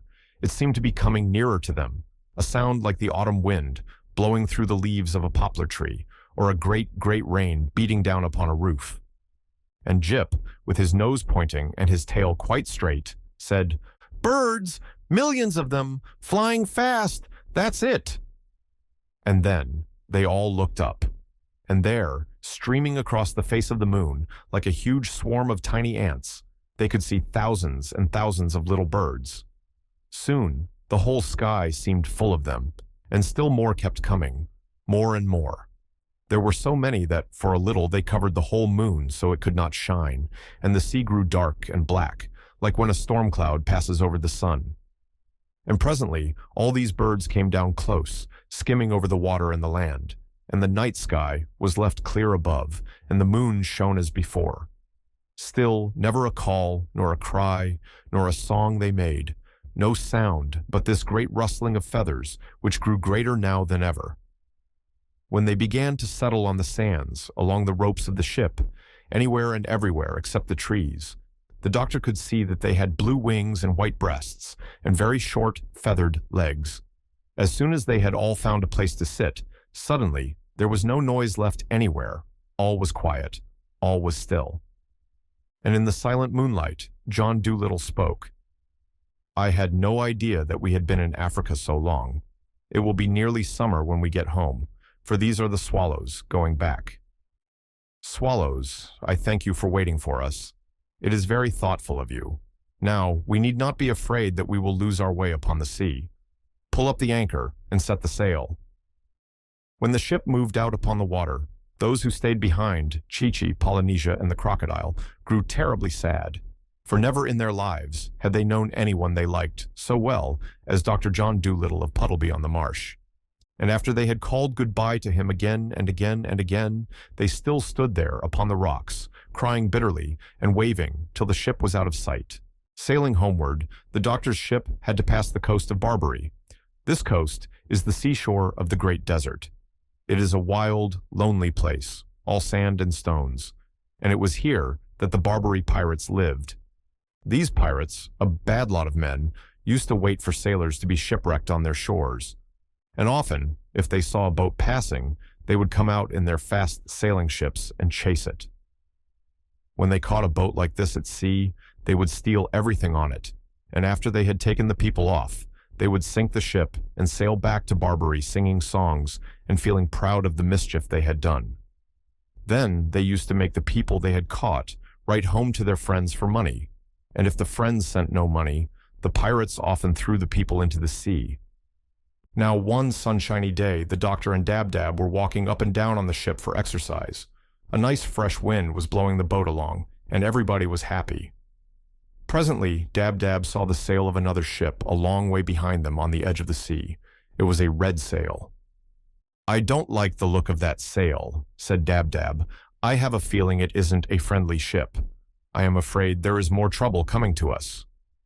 Jip, who was lying near taking a nap in the sun, began to growl and talk in his sleep. "I smell roast beef cooking," he mumbled. "Underdone roast beef, with brown gravy over it." "Good gracious," cried the doctor. "What's the matter with the dog? Is he smelling in his sleep as well as talking?" "I suppose he is," said Dab-Dab. "All dogs can smell in their sleep." "But what is he smelling?" asked the doctor. "There is no roast beef cooking on our ship." "No," said Dab-Dab. "The roast beef must be on that other ship over there." "But that's 10 miles away," said the doctor. "He couldn't smell that far, surely." "Oh, yes, he could," said Dab-Dab. "You ask him." Then Jip, still fast asleep, began to growl again, and his lip curled up angrily, showing his clean white teeth. "I smell bad men," he growled. "The worst men I ever smelt. I smell trouble. I smell a fight. 6 bad scoundrels fighting against one brave man. I want to help him. Woof, ooh, woof." Then he barked, loud, and woke himself up with a surprised look on his face. "See?" cried Dab-Dab. "That boat is nearer now. You can count its 3 big sails, all red. Whoever it is, they are coming after us. I wonder who they are." "They are bad sailors," said Jip, "and their ship is very swift. They are surely the pirates of Barbary." "Well, we must put up more sails on our boat," said the doctor, "so we can go faster and get away from them. Run downstairs, Jip, and fetch me all the sails you see." The dog hurried downstairs and dragged up every sail he could find, but even when all these were put up on the masts to catch the wind, the boat did not go nearly as fast as the pirates, which kept coming on behind, closer and closer. "This is a poor ship the prince gave us," said Gub-Gub the pig. "The slowest he could find, I should think. Might as well try to win a race in a soup tureen as hope to get away from them in this old barge. Look how near they are now. You can see the mustaches on the faces of the men. 6 of them. What are we going to do?" Then the doctor asked Dab-Dab to fly up and tell the swallows that pirates were coming after them in a swift ship, and what should he do about it. When the swallows heard this, they all came down onto the doctor's ship, and they told him to unravel some pieces of long rope and make them into a lot of thin strings as quickly as he could. Then the ends of these strings were tied onto the front of the ship, and the swallows took hold of the strings with their feet and flew off, pulling the boat along. And although swallows are not very strong when only 1 or 2 are by themselves, it is different when there are a great lot of them together. And there, tied to the doctor's ship, were 1,000 strings, and 2,000 swallows were pulling on each string, all terribly swift flyers. And in a moment, the doctor found himself traveling so fast he had to hold his hat on with both hands, for he felt as though the ship itself were flying through waves that frothed and boiled with speed. And all the animals on the ship began to laugh and dance about in the rushing air, for when they looked back at the pirate's ship, they could see that it was growing smaller now instead of bigger. The red sails were being left far, far behind. Dragging a ship through the sea is hard work, and after 2 or 3 hours, the swallows began to get tired in the wings and short of breath. Then they sent a message down to the doctor to say that they would have to take a rest soon, and that they would pull the boat over to an island not far off, and hide it in a deep bay till they had got breath enough to go on. And presently, the doctor saw the island they had spoken of. It had a very beautiful, high, green mountain in the middle of it. When the ship had sailed safely into the bay, where it could not be seen from the open sea, the doctor said he would get off onto the island to look for water, because there was none left to drink on his ship, and he told all the animals to get out too and romp on the grass to stretch their legs. Now, as they were getting off, the doctor noticed that a whole lot of rats were coming up from downstairs and leaving the ship as well. Jip started to run after them, because chasing rats had always been his favorite game. But the doctor told him to stop, and one big black rat, who seemed to want to say something to the doctor, now crept forward timidly along the rail, watching the dog out of the corner of his eye. And after he had coughed nervously 2 or 3 times and cleaned his whiskers and wiped his mouth, he said, you know, of course, that all ships have rats in them, Doctor, do you not?" And the doctor said, "Yes." "And you have heard that rats always leave a sinking ship?" "Yes," said the doctor, "so I've been told." "People," said the rat, "always speak of it with a sneer, as though it were something disgraceful. But you can't blame us, can you? After all, who would stay on a sinking ship if he could get off it?" "It's very natural," said the doctor. "Very natural. I quite understand. Was there anything else you wished to say?" "Yes," said the rat. "I've come to tell you that we are leaving this one, but we wanted to warn you before we go. This is a bad ship you have here. It isn't safe. The sides aren't strong enough. Its boards are rotten. Before tomorrow night, it will sink to the bottom of the sea." "But how do you know?" asked the doctor. "We always know," answered the rat. "The tips of our tails get that tingly feeling, like when your foot's asleep. This morning, at 6 o'clock, while I was getting breakfast, my tail suddenly began to tingle. At first I thought it was my rheumatism coming back, so I went and asked my aunt how she felt. You remember her? The long, piebald rat, rather skinny, who came to see you in Puddleby last spring with jaundice. Well, and she said her tail was tingling like everything. Then we knew for sure that this boat was going to sink in less than 2 days, and we all made up our minds to leave it as soon as we got near enough to any land. It's a bad ship, Doctor. Don't sail in it any more, or you'll be surely drowned. Goodbye. We are now going to look for a good place to live on this island." "Goodbye," said the doctor, "and thank you very much for coming to tell me. Very considerate of you, very. Give my regards to your aunt. I remember her perfectly. Leave that rat alone, Jip. Come here, lie down." So then the doctor and all his animals went off, carrying pails and saucepans, to look for water on the island, while the swallows took their rest. "I wonder what is the name of this island," said the doctor, as he was climbing up the mountainside. "It seems a pleasant place. What a lot of birds there are." "Why, these are the Canary Islands," said Dab-Dab. "Don't you hear the canaries singing?" The doctor stopped and listened. "Why, to be sure, of course," he said. "How stupid of me. I wonder if they can tell us where to find water." And presently the canaries, who had heard all about Dr. Dolittle from birds of passage, came and led him to a beautiful spring of cool, clear water where the canaries used to take their bath. And they showed him lovely meadows where the birdseed grew and all the other sights of their island. And the Push-Me-Pull-You was glad they had come, because he liked the green grass so much better than the dried apples he had been eating on the ship. And Gub-Gub squeaked for joy when he found a whole valley full of wild sugar-cane. A little later, when they had all had plenty to eat and drink and were lying on their backs while the canaries sang for them, 2 of the swallows came hurrying up, very flustered and excited. "Doctor," they cried, "the pirates have come into the bay, and they've all got onto your ship. They are downstairs looking for things to steal. They have left their own ship with nobody on it. If you hurry and come down to the shore, you can get onto their ship, which is very fast, and escape. But you'll have to hurry." "That's a good idea," said the doctor. "Splendid." And he called his animals together at once, said goodbye to the canaries, and ran down to the beach. When they reached the shore, they saw the pirate ship with the 3 red sails standing in the water. And, just as the swallows had said, there was nobody on it. All the pirates were downstairs in the doctor's ship, looking for things to steal. So John Dolittle told his animals to walk very softly, and they all crept on to the pirate ship. Everything would have gone all right if the pig had not caught a cold in his head while eating the damp sugarcane on the island. This is what happened. After they had pulled up the anchor without a sound and were moving the ship very, very carefully out of the bay, Gub-Gub suddenly sneezed so loud that the pirates on the other ship came rushing upstairs to see what the noise was.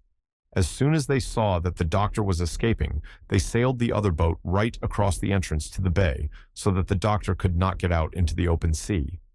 Then the leader of these bad men, who called himself Ben Ali the Dragon, shook his fist at the doctor and shouted across the water, "Ha, ha! You are caught, my fine friend. You were going to run off in my ship, eh?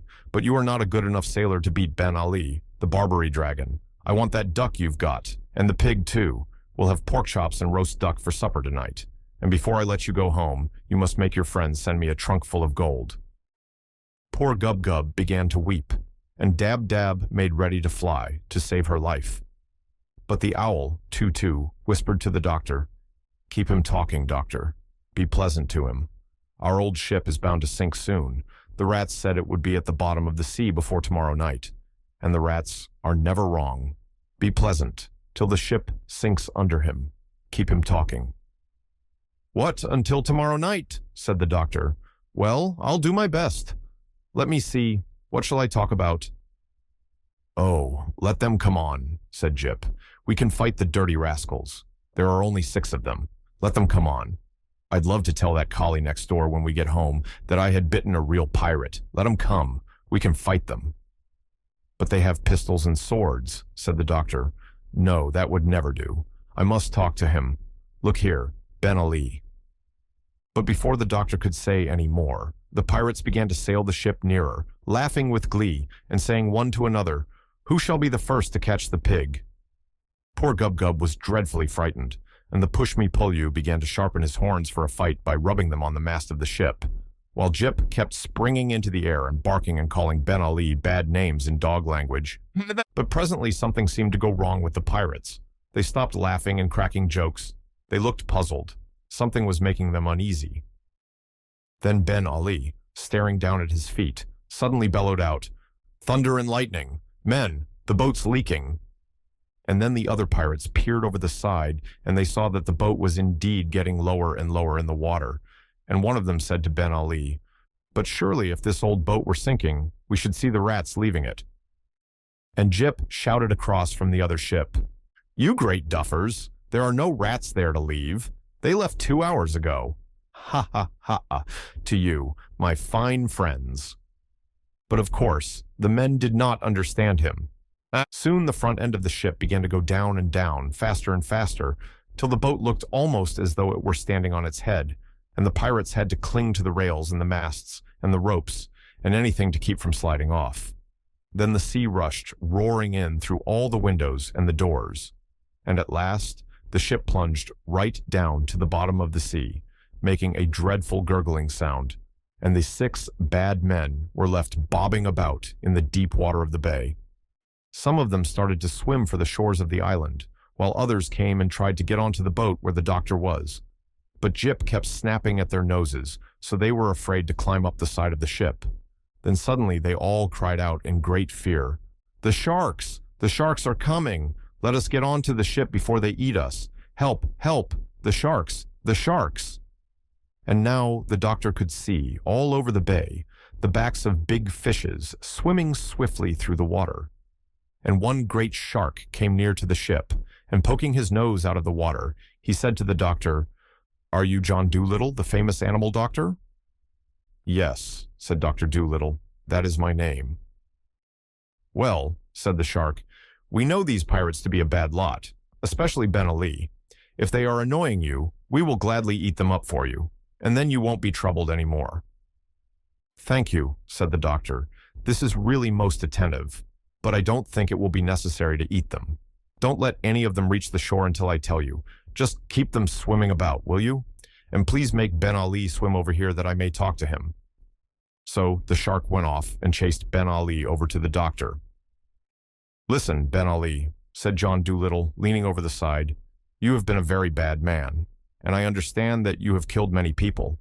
These good sharks here have just offered to eat you up for me, and 'twould indeed be a good thing if the seas were rid of you.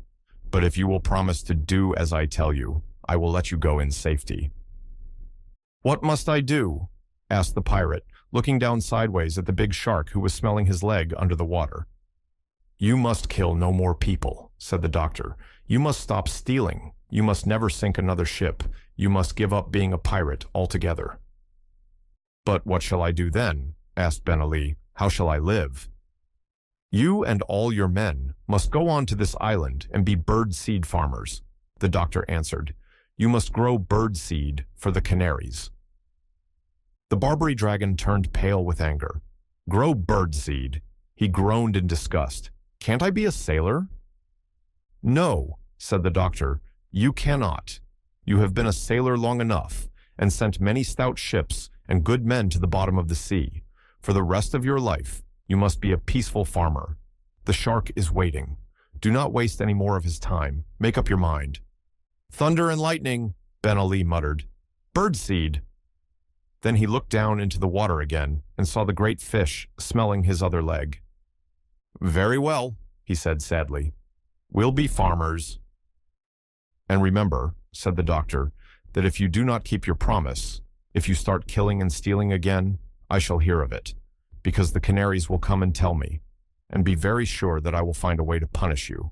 For though I may not be able to sail a ship as well as you, so long as the birds and the beasts and the fishes are my friends, I do not have to be afraid of a pirate chief, even though he call himself the Dragon of Barbary. Now go and be a good farmer and live in peace." Then the doctor turned to the big shark, and waving his hand, he said, "All right, let them swim safely to the land." Having thanked the sharks again for their kindness, the doctor and his pets set off once more on their journey home in the swift ship with the 3 red sails. As they moved out into the open sea, the animals all went downstairs to see what their new boat was like inside, while the doctor leant on the rail at the back of the ship with a pipe in his mouth, watching the Canary Islands fade away in the blue dusk of the evening. While he was standing there, wondering how the monkeys were getting on, and what his garden would look like when he got back to Puddleby, Dab-Dab came tumbling up the stairs, all smiles and full of news. "Doctor," she cried, "this ship of the pirates is simply beautiful, absolutely. The beds downstairs are made of primrose silk, with hundreds of big pillows and cushions. There are thick, soft carpets on the floors. The dishes are made of silver, and there are all sorts of good things to eat and drink. Special things, the larder. Well, it's just like a shop, that's all. You never saw anything like it in your life. Just think. They kept 5 different kinds of sardines, those men. Come and look. Oh, and we found a little room down there with the door locked, and we are all crazy to get in and see what's inside. Jip says it must be where the pirates kept their treasure, but we can't open the door. Come down and see if you can let us in." So the doctor went downstairs, and he saw that it was indeed a beautiful ship. He found the animals gathered round a little door, all talking at once, trying to guess what was inside. The doctor turned the handle, but it wouldn't open. Then they all started to hunt for the key. They looked under the mat. They looked under all the carpets. They looked in all the cupboards and drawers and lockers, in the big chests in the ship's dining room. They looked everywhere. While they were doing this, they discovered a lot of new and wonderful things that the pirates must have stolen from other ships. Cashmere shawls as thin as a cobweb, embroidered with flowers of gold, jars of fine tobacco from Jamaica, carved ivory boxes full of Russian tea, an old violin with a string broken and a picture on the back, a set of big chessmen carved out of coral and amber, a walking stick which had a sword inside it when you pulled the handle, 6 wine glasses with turquoise and silver round the rims, and a lovely, great sugar bowl made of mother-o'-pearl. But nowhere in the whole boat could they find a key to fit that lock. So they all came back to the door, and Jip peered through the keyhole.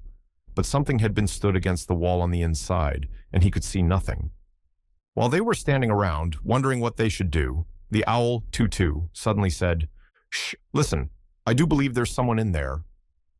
They all kept still a moment. Then the doctor said, "You must be mistaken, Tutu. I don't hear anything." "I'm sure of it," said the owl. "Shh, there it is again. Don't you hear that?" "No, I do not," said the doctor.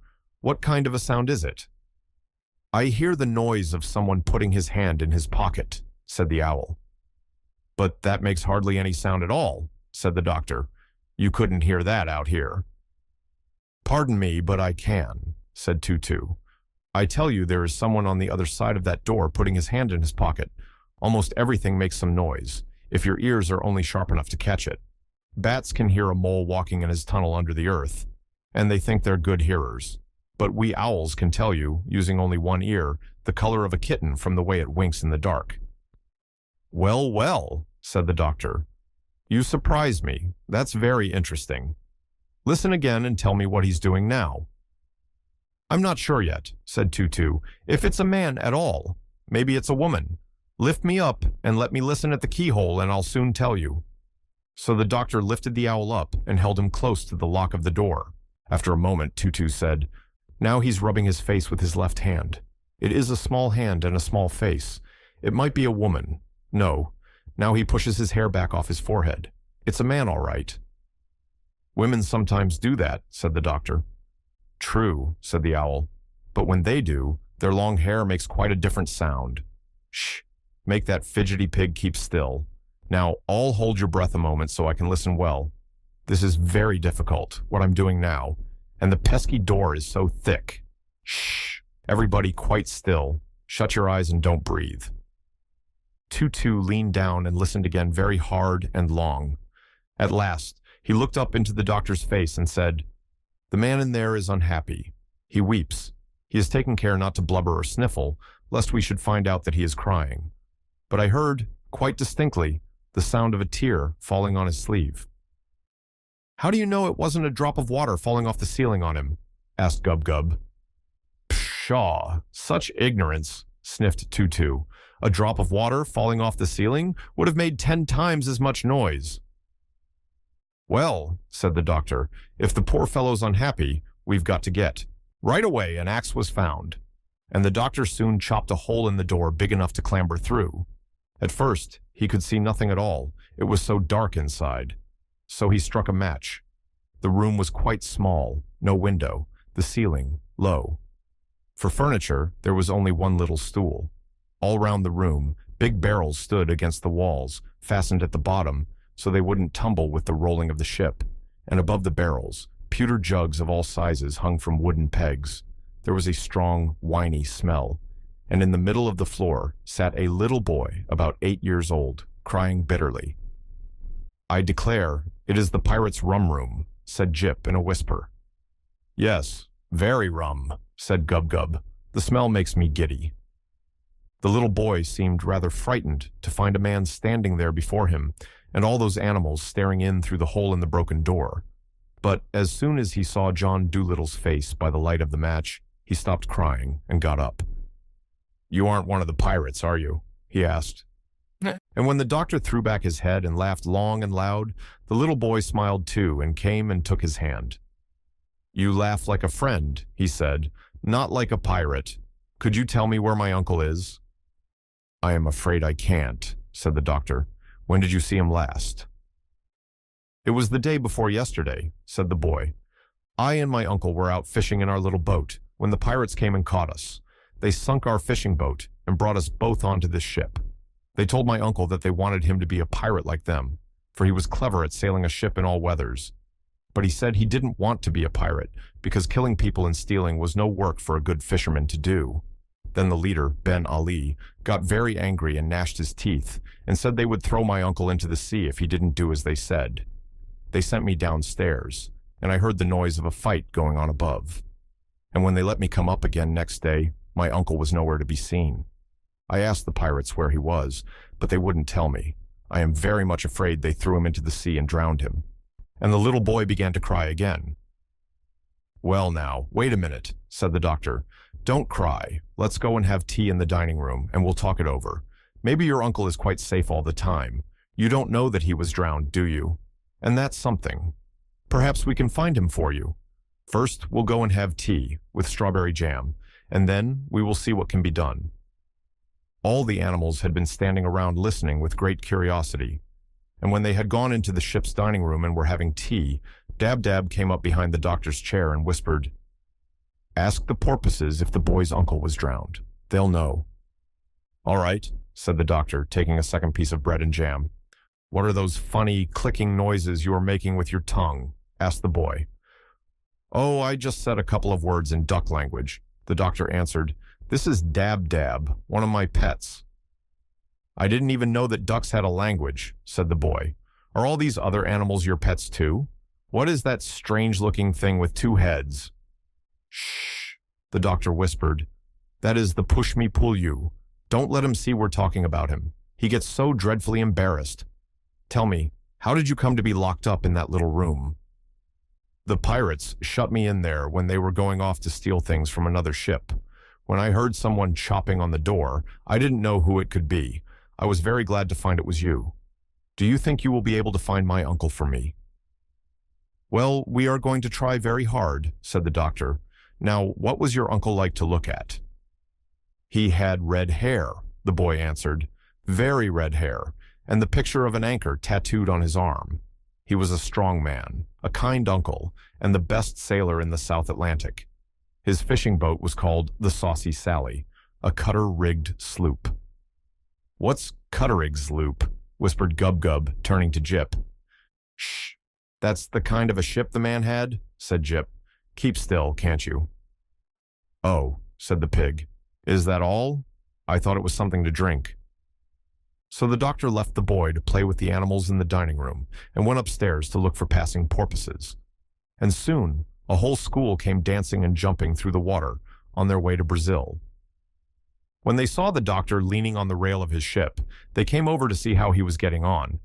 And the doctor asked them if they had seen anything of a man with red hair and an anchor tattooed on his arm.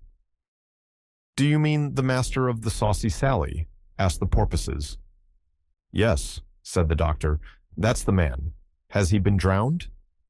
"His fishing sloop was sunk," said the porpoises, "for we saw it lying on the bottom of the sea, but there was nobody inside it, because we went and looked."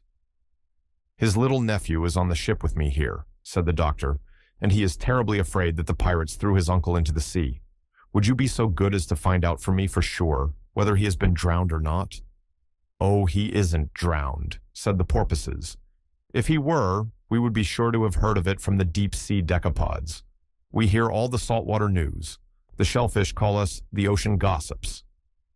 "No, tell the little boy we are sorry we do not know where his uncle is, but we are quite certain he hasn't been drowned in the sea." So the doctor ran downstairs with the news and told the nephew, who clapped his hands with happiness. And the push-me-pull-you took the little boy on his back and gave him a ride round the dining room table, while all the other animals followed behind, beating the dish covers with spoons, pretending it was a parade. "Your uncle must now be found," said the doctor. "That is the next thing, now that we know he wasn't thrown into the sea." Then Dab-Dab came up to him again and whispered, "Ask the eagles to look for the man. No living creature can see better than an eagle. When they are miles high in the air, they can count the ants crawling on the ground. Ask the eagles." So the doctor sent one of the swallows off to get some eagles, and in about an hour the little bird came back with 6 different kinds of eagles: a black eagle, a bald eagle, a fish eagle, a golden eagle, an eagle vulture, and a white-tailed sea eagle. Twice as high as the boy they were, each one of them, and they stood on the rail of the ship, like round-shouldered soldiers all in a row, stern and still and stiff, while their great, gleaming black eyes shot darting glances here and there and everywhere. Gub-Gub was scared of them and got behind a barrel. He said he felt as though those terrible eyes were looking right inside of him to see what he had stolen for lunch. And the doctor said to the eagles, "A man has been lost, a fisherman with red hair and an anchor marked on his arm. Would you be so kind as to see if you can find him for us? This boy is the man's nephew." Eagles do not talk very much, and all they answered in their husky voices was, "You may be sure that we will do our best, for John Dolittle." Then they flew off, and Gub-Gub came out from behind his barrel to see them go. Up and up and up they went, higher and higher and higher still. Then, when the doctor could only just see them, they parted company and started going off all different ways, north, east, south, and west, looking like tiny grains of black sand creeping across the wide, blue sky. "My gracious," said Gub-Gub in a hushed voice, "what a height! I wonder they don't scorch their feathers, so near the sun." They were gone a long time, and when they came back it was almost night. And the eagles said to the doctor, "We have searched all the seas, and all the countries, and all the islands, and all the cities, and all the villages in this half of the world, but we have failed. In the main street of Gibraltar, we saw 3 red hares lying on a wheelbarrow before a baker's door, but they were not the hairs of a man. They were the hairs out of a fur coat. Nowhere, on land or water, could we see any sign of this boy's uncle, and if we could not see him, then he is not to be seen. For John Dolittle, we have done our best." Then the 6 great birds flapped their big wings and flew back to their homes in the mountains and the rocks. "Well," said Dab-Dab after they had gone, "what are we going to do now? The boy's uncle must be found. There's no two ways about that. The lad isn't old enough to be knocking around the world by himself. Boys aren't like ducklings. They have to be taken care of till they're quite old. I wish Chi-Chi were here. He would soon find the man. Good old Chi-Chi. I wonder how he's getting on." "If we only had Polynesia with us," said the White Mouse, "she would soon think of some way. Do you remember how she got us all out of prison the second time? My, but she was a clever one." "I don't think so much of those eagle fellows," said Jip. "They're just conceited. They may have very good eyesight and all that, but when you ask them to find a man for you, they can't do it, and they have the cheek to come back and say that nobody else could do it. They're just conceited, like that collie in Puddleby. And I don't think a whole lot of those gossipy old porpoises either. All they could tell us was that the man isn't in the sea. We don't want to know where he isn't. We want to know where he is." "Oh, don't talk so much," said Gub-Gub. "It's easy to talk, but it isn't so easy to find a man when you have got the whole world to hunt him in. Maybe the fisherman's hair has turned white, worrying about the boy, and that was why the eagles didn't find him. You don't know everything. You're just talking. You are not doing anything to help. You couldn't find the boy's uncle any more than the eagles could. You couldn't do as well." "Couldn't I?" said the dog. "That's all you know, you stupid piece of warm bacon. I haven't begun to try yet, have I? You wait and see." Then Jip went to the doctor and said, "Ask the boy if he has anything in his pockets that belonged to his uncle, will you please?" So the doctor asked him, and the boy showed them a gold ring, which he wore on a piece of string around his neck, because it was too big for his finger. He said his uncle gave it to him when they saw the pirates coming. Jip smelt the ring and said, "That's no good. Ask him if he has anything else that belonged to his uncle." Then the boy took from his pocket a great big red handkerchief and said, "This was my uncle's too." As soon as the boy pulled it out, Jip shouted, "Snuff, by jingo! Black rappy snuff. Don't you smell it? His uncle took snuff. Ask him, doctor." The doctor questioned the boy again, and he said, "Yes, my uncle took a lot of snuff." "Fine," said Jip. "The man's as good as found. 'Twill be as easy as stealing milk from a kitten. Tell the boy I'll find his uncle for him in less than a week. Let us go upstairs and see which way the wind is blowing." "But it is dark now," said the doctor. "You can't find him in the dark." "I don't need any light to look for a man who smells of black rappy snuff," said Jip as he climbed the stairs.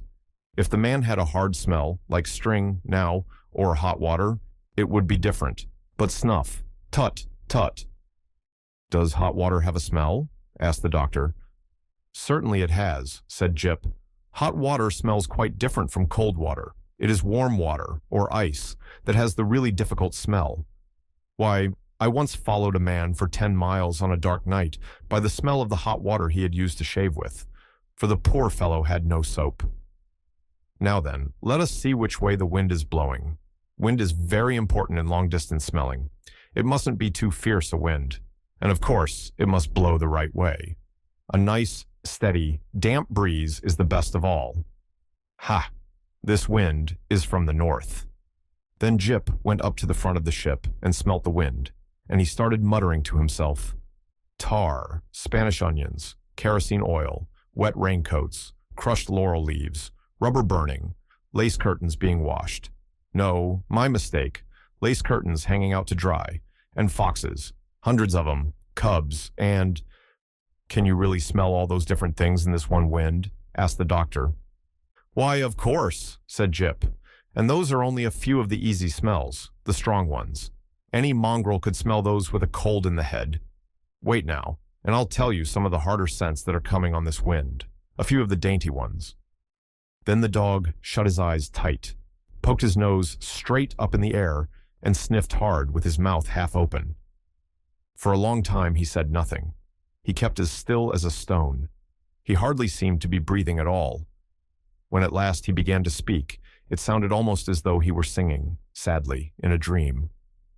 "Bricks," he whispered, very low, "old yellow bricks, crumbling with age in a garden wall, the sweet breath of young cows standing in a mountain stream, the lead roof of a dovecote, or perhaps a granary, with the midday sun on it, black kid gloves lying in a bureau drawer of walnut wood, a dusty road with a horse's drinking trough beneath the sycamores, little mushrooms bursting through the rotting leaves, and.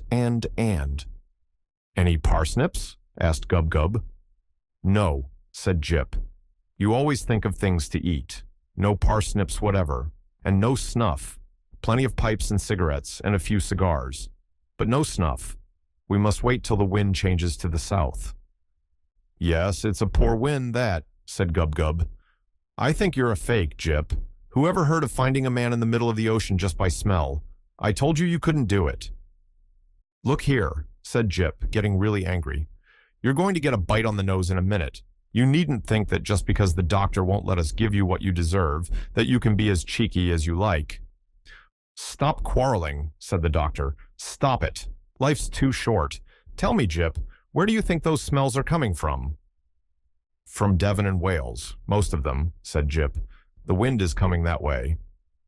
"Well, well," said the doctor, "you know that's really quite remarkable. Quite. I must make a note of that for my new book. I wonder if you could train me to smell as well as that. But no, perhaps I'm better off the way I am. Enough is as good as a feast, they say. Let's go down to supper. I'm quite hungry." "So am I," said Gub-Gub. Up they got, early next morning, out of the silken beds, and they saw that the sun was shining brightly and that the wind was blowing from the south. Jip smelt the south wind for half an hour. Then he came to the doctor, shaking his head. "I smell no snuff as yet," he said. "We must wait till the wind changes to the east." But even when the east wind came, at 3 o'clock that afternoon, the dog could not catch the smell of snuff. The little boy was terribly disappointed and began to cry again, saying that no one seemed to be able to find his uncle for him.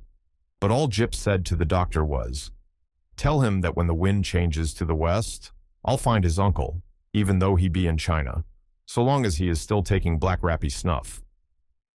3 days they had to wait before the west wind came. This was on a Friday morning, early, just as it was getting light. A fine, rainy mist lay on the sea like a thin fog, and the wind was soft and warm and wet. As soon as Jip awoke, he ran upstairs and poked his nose in the air. Then he got most frightfully excited and rushed down again to wake the doctor up. "Doctor!" he cried. "I've got it! Doctor! Doctor! Wake up! Listen! I've got it! The wind's from the west, and it smells of nothing but snuff. Come upstairs and start the ship. Quick!" So the doctor tumbled out of bed and went to the rudder to steer the ship. "Now I'll go up to the front," said Jip, "and you watch my nose. Whichever way I point it, you turn the ship the same way. The man cannot be far off, with the smell as strong as this, and the wind's all lovely and wet. Now watch me."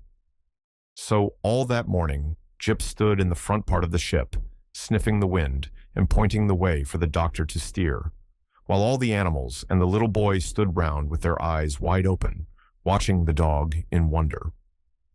About lunchtime, Jip asked Dab-Dab to tell the doctor that he was getting worried and wanted to speak to him. So Dab-Dab went and fetched the doctor from the other end of the ship, and Jip said to him, "The boy's uncle is starving. We must make the ship go as fast as we can." "How do you know he is starving?" asked the doctor.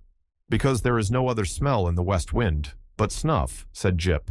"If the man were cooking or eating food of any kind, I would be bound to smell it too. But he hasn't even fresh water to drink. All he is taking is snuff, in large pinches. We are getting nearer to him all the time, because the smell grows stronger every minute. But make the ship go as fast as you can, for I am certain that the man is starving."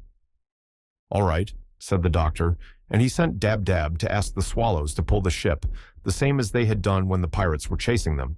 So the stout little birds came down, and once more harnessed themselves to the ship, and now the boat went bounding through the waves at a terrible speed. It went so fast that the fishes in the sea had to jump for their lives to get out of the way and not be run over. And all the animals got tremendously excited, and they gave up looking at Jip and turned to watch the sea in front, to spy out any land or islands where the starving man might be.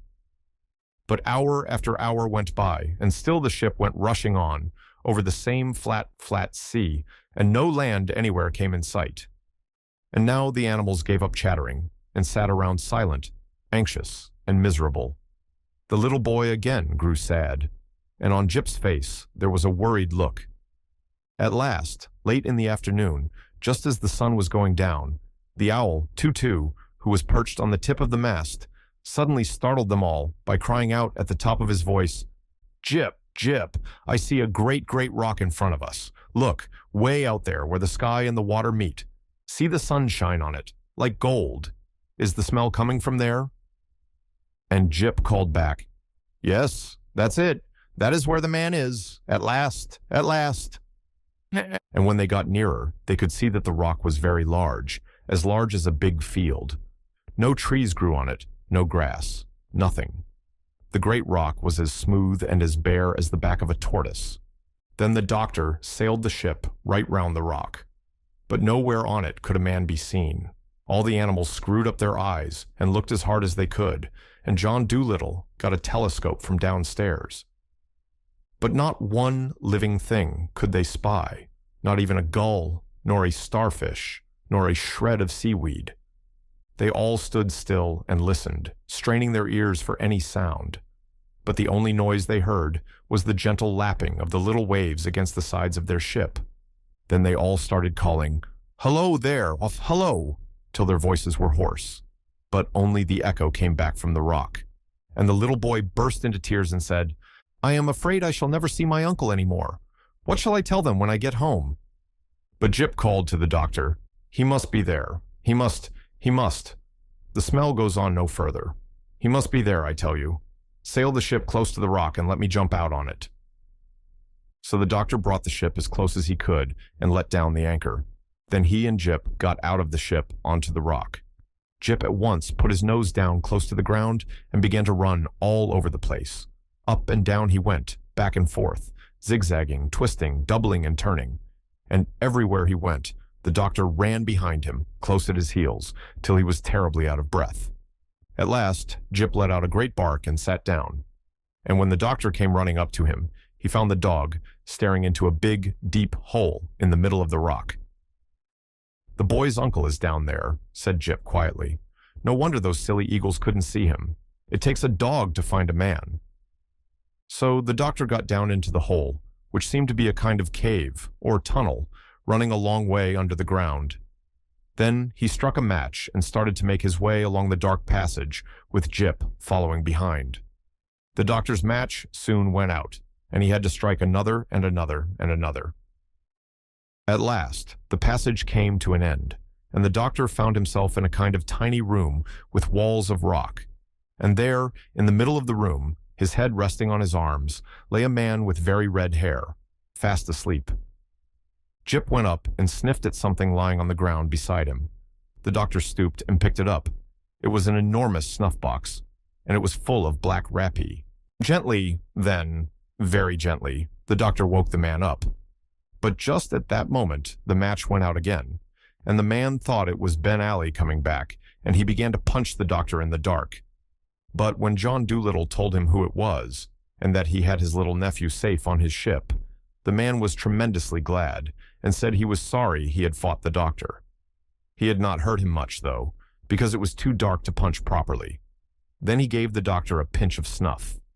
And the man told how the Barbary dragon had put him onto this rock and left him there, when he wouldn't promise to become a pirate, and how he used to sleep down in this hole because there was no house on the rock to keep him warm. And then he said, "For 4 days I have had nothing to eat or drink. I have lived on snuff." "There you are," said Jip.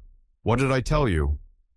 So they struck some more matches and made their way out through the passage into the daylight, and the doctor hurried the man down to the boat to get some soup. When the animals and the little boy saw the doctor and Jip coming back to the ship with a red-headed man, they began to cheer and yell and dance about the boat, and the swallows up above started whistling at the top of their voices, thousands and millions of them, to show that they too were glad that the boy's brave uncle had been found. The noise they made was so great that sailors far out at sea thought that a terrible storm was coming. "Hark to that gale howling in the east," they said, and Jip was awfully proud of himself, though he tried hard not to look conceited. When Dab-Dab came to him and said, "Jip, I had no idea you were so clever," he just tossed his head and answered, "Oh, that's nothing special. But it takes a dog to find a man, you know. Birds are no good for a game like that. Then the doctor asked the red-haired fisherman where his home was, and when he had told him, the doctor asked the swallows to guide the ship there first. And when they had come to the land which the man had spoken of, they saw a little fishing town at the foot of a rocky mountain, and the man pointed out the house where he lived. And while they were letting down the anchor, the little boy's mother, who was also the man's sister, came running down to the shore to meet them, laughing and crying at the same time. She had been sitting on a hill for 20 days, watching the sea and waiting for them to return, and she kissed the doctor many times, so that he giggled and blushed like a schoolgirl. And she tried to kiss Jip, too, but he ran away and hid inside the ship. "It's a silly business, this kissing," he said. "I don't hold by it. Let her go and kiss Gub-Gub, if she must kiss something." The fisherman and his sister didn't want the doctor to go away again in a hurry. They begged him to spend a few days with them. So John Dolittle and his animals had to stay at their house a whole Saturday and Sunday and half of Monday. And all the little boys of the fishing village went down to the beach and pointed at the great ship anchored there and said to one another in whispers, "Look, that was a pirate ship, Ben Ali's, the most terrible pirate that ever sailed the 7 seas. That old gentleman with the high hat, who's staying up at Trevelyan's, he took the ship away from the Barbary dragon and made him into a farmer. Who'd have thought it of him? Him so gentle-like and all. Look at the great red sails. Ain't she the wicked-looking ship, and fast? My." All those 2 days and a half that the doctor stayed at the little fishing town, the people kept asking him out to teas and luncheons and dinners and parties. All the ladies sent him boxes of flowers and candies, and the village band played tunes under his window every night. At last, the doctor said, "Good people, I must go home now. You have really been most kind. I shall always remember it. But I must go home, for I have things to do." Then, just as the doctor was about to leave, the mayor of the town came down the street and a lot of other people in grand clothes with him. And the mayor stopped before the house where the doctor was living, and everybody in the village gathered round to see what was going to happen. After 6 page boys had blown on shining trumpets to make the people stop talking, the doctor came out onto the steps and the mayor spoke. "Dr. John Dolittle," said he, "it is a great pleasure for me to present to the man who rid the seas of the dragon of Barbary this little token from the grateful people of our worthy town." And the mayor took from his pocket a little tissue paper packet, and opening it, he handed to the doctor a perfectly beautiful watch with real diamonds in the back. Then the mayor pulled out of his pocket a still larger parcel and said, "Where's the dog?" Then everybody started to hunt for Jip, and at last Dab-Dab found him on the other side of the village in a stable yard, where all the dogs of the countryside were standing round him, speechless with admiration and respect. When Jip was brought to the doctor's side, the mayor opened the larger parcel, and inside was a dog collar made of solid gold. And a great murmur of wonder went up from the village folk as the mayor bent down and fastened it round the dog's neck with his own hands. For written on the collar in big letters were these words, "Jip, the cleverest dog in the world." Then the whole crowd moved down to the beach to see them off, and after the red-haired fisherman and his sister and the little boy had thanked the doctor and his dog over and over and over again, the great, swift ship with the red sails was turned once more towards Puddleby, and they sailed out to sea, while the village band played music on the shore. March wines had come and gone, April's showers were over, May's buds had opened into flower, and the June sun was shining on the pleasant fields when John Dolittle at last got back to his own country. But he did not yet go home to Puddleby. First, he went traveling through the land with the push-me-pull-you in a gypsy wagon, stopping at all the country fairs. And there, with the acrobats on one side of them and the Punch and Judy show on the other, they would hang out a big sign which read, "Come and see the marvelous two-headed animal from the jungles of Africa. Admission 6d." And the push-me-pull-you would stay inside the wagon, while the other animals would lie about underneath. The doctor sat in a chair in front taking the 6d and smiling on the people as they went in. And Dab-Dab was kept busy all the time scolding him because he would let the children in for nothing when she wasn't looking. And menagerie keepers and circus men came and asked the doctor to sell them the strange creature, saying they would pay a tremendous lot of money for him. But the doctor always shook his head and said, "No, The push-me-pull-you shall never be shut up in a cage. He shall be free always to come and go like you and me. Many curious sights and happenings they saw in this wandering life, but they all seemed quite ordinary after the great things they had seen and done in foreign lands. It was very interesting at first, being sort of part of a circus, but after a few weeks, they all got dreadfully tired of it, and the doctor and all of them were longing to go home. But so many people came flocking to the little wagon and paid the sixpence to go inside and see the push-me-pull-you that very soon the doctor was able to give up being a showman.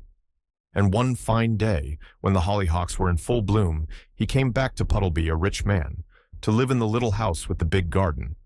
And the old lame horse in the stable was glad to see him, and so were the swallows, who had already built their nests under the eaves of his roof and had young ones. And Dab-Dab was glad, too, to get back to the house she knew so well, although there was a terrible lot of dusting to be done with cobwebs everywhere. And after Jip had gone and shown his golden collar to the conceited collie next door, he came back and began running round the garden like a crazy thing, looking for the bones he had buried long ago and chasing the rats out of the tool shed, while Gub-Gub dug up the horseradish, which had grown 3 feet high in the corner by the garden wall. And the doctor went and saw the sailor who had lent him the boat, and he bought 2 new ships for him and a rubber doll for his baby, and he paid the grocer for the food he had lent him for the journey to Africa, and he bought another piano and put the white mice back in it, because they said the bureau drawer was drafty. Even when the doctor had filled the old money box on the dresser shelf, he still had a lot of money left, and he had to get 3 more money boxes, just as big, to put the rest in. Money, he said, is a terrible nuisance, but it's nice not to have to worry. Yes, said Dab-Dab, who was toasting muffins for his tea, it is indeed. And when the winter came again, and the snow flew against the kitchen window, the doctor and his animals would sit round the big, warm fire after supper, and he would read aloud to them out of his books.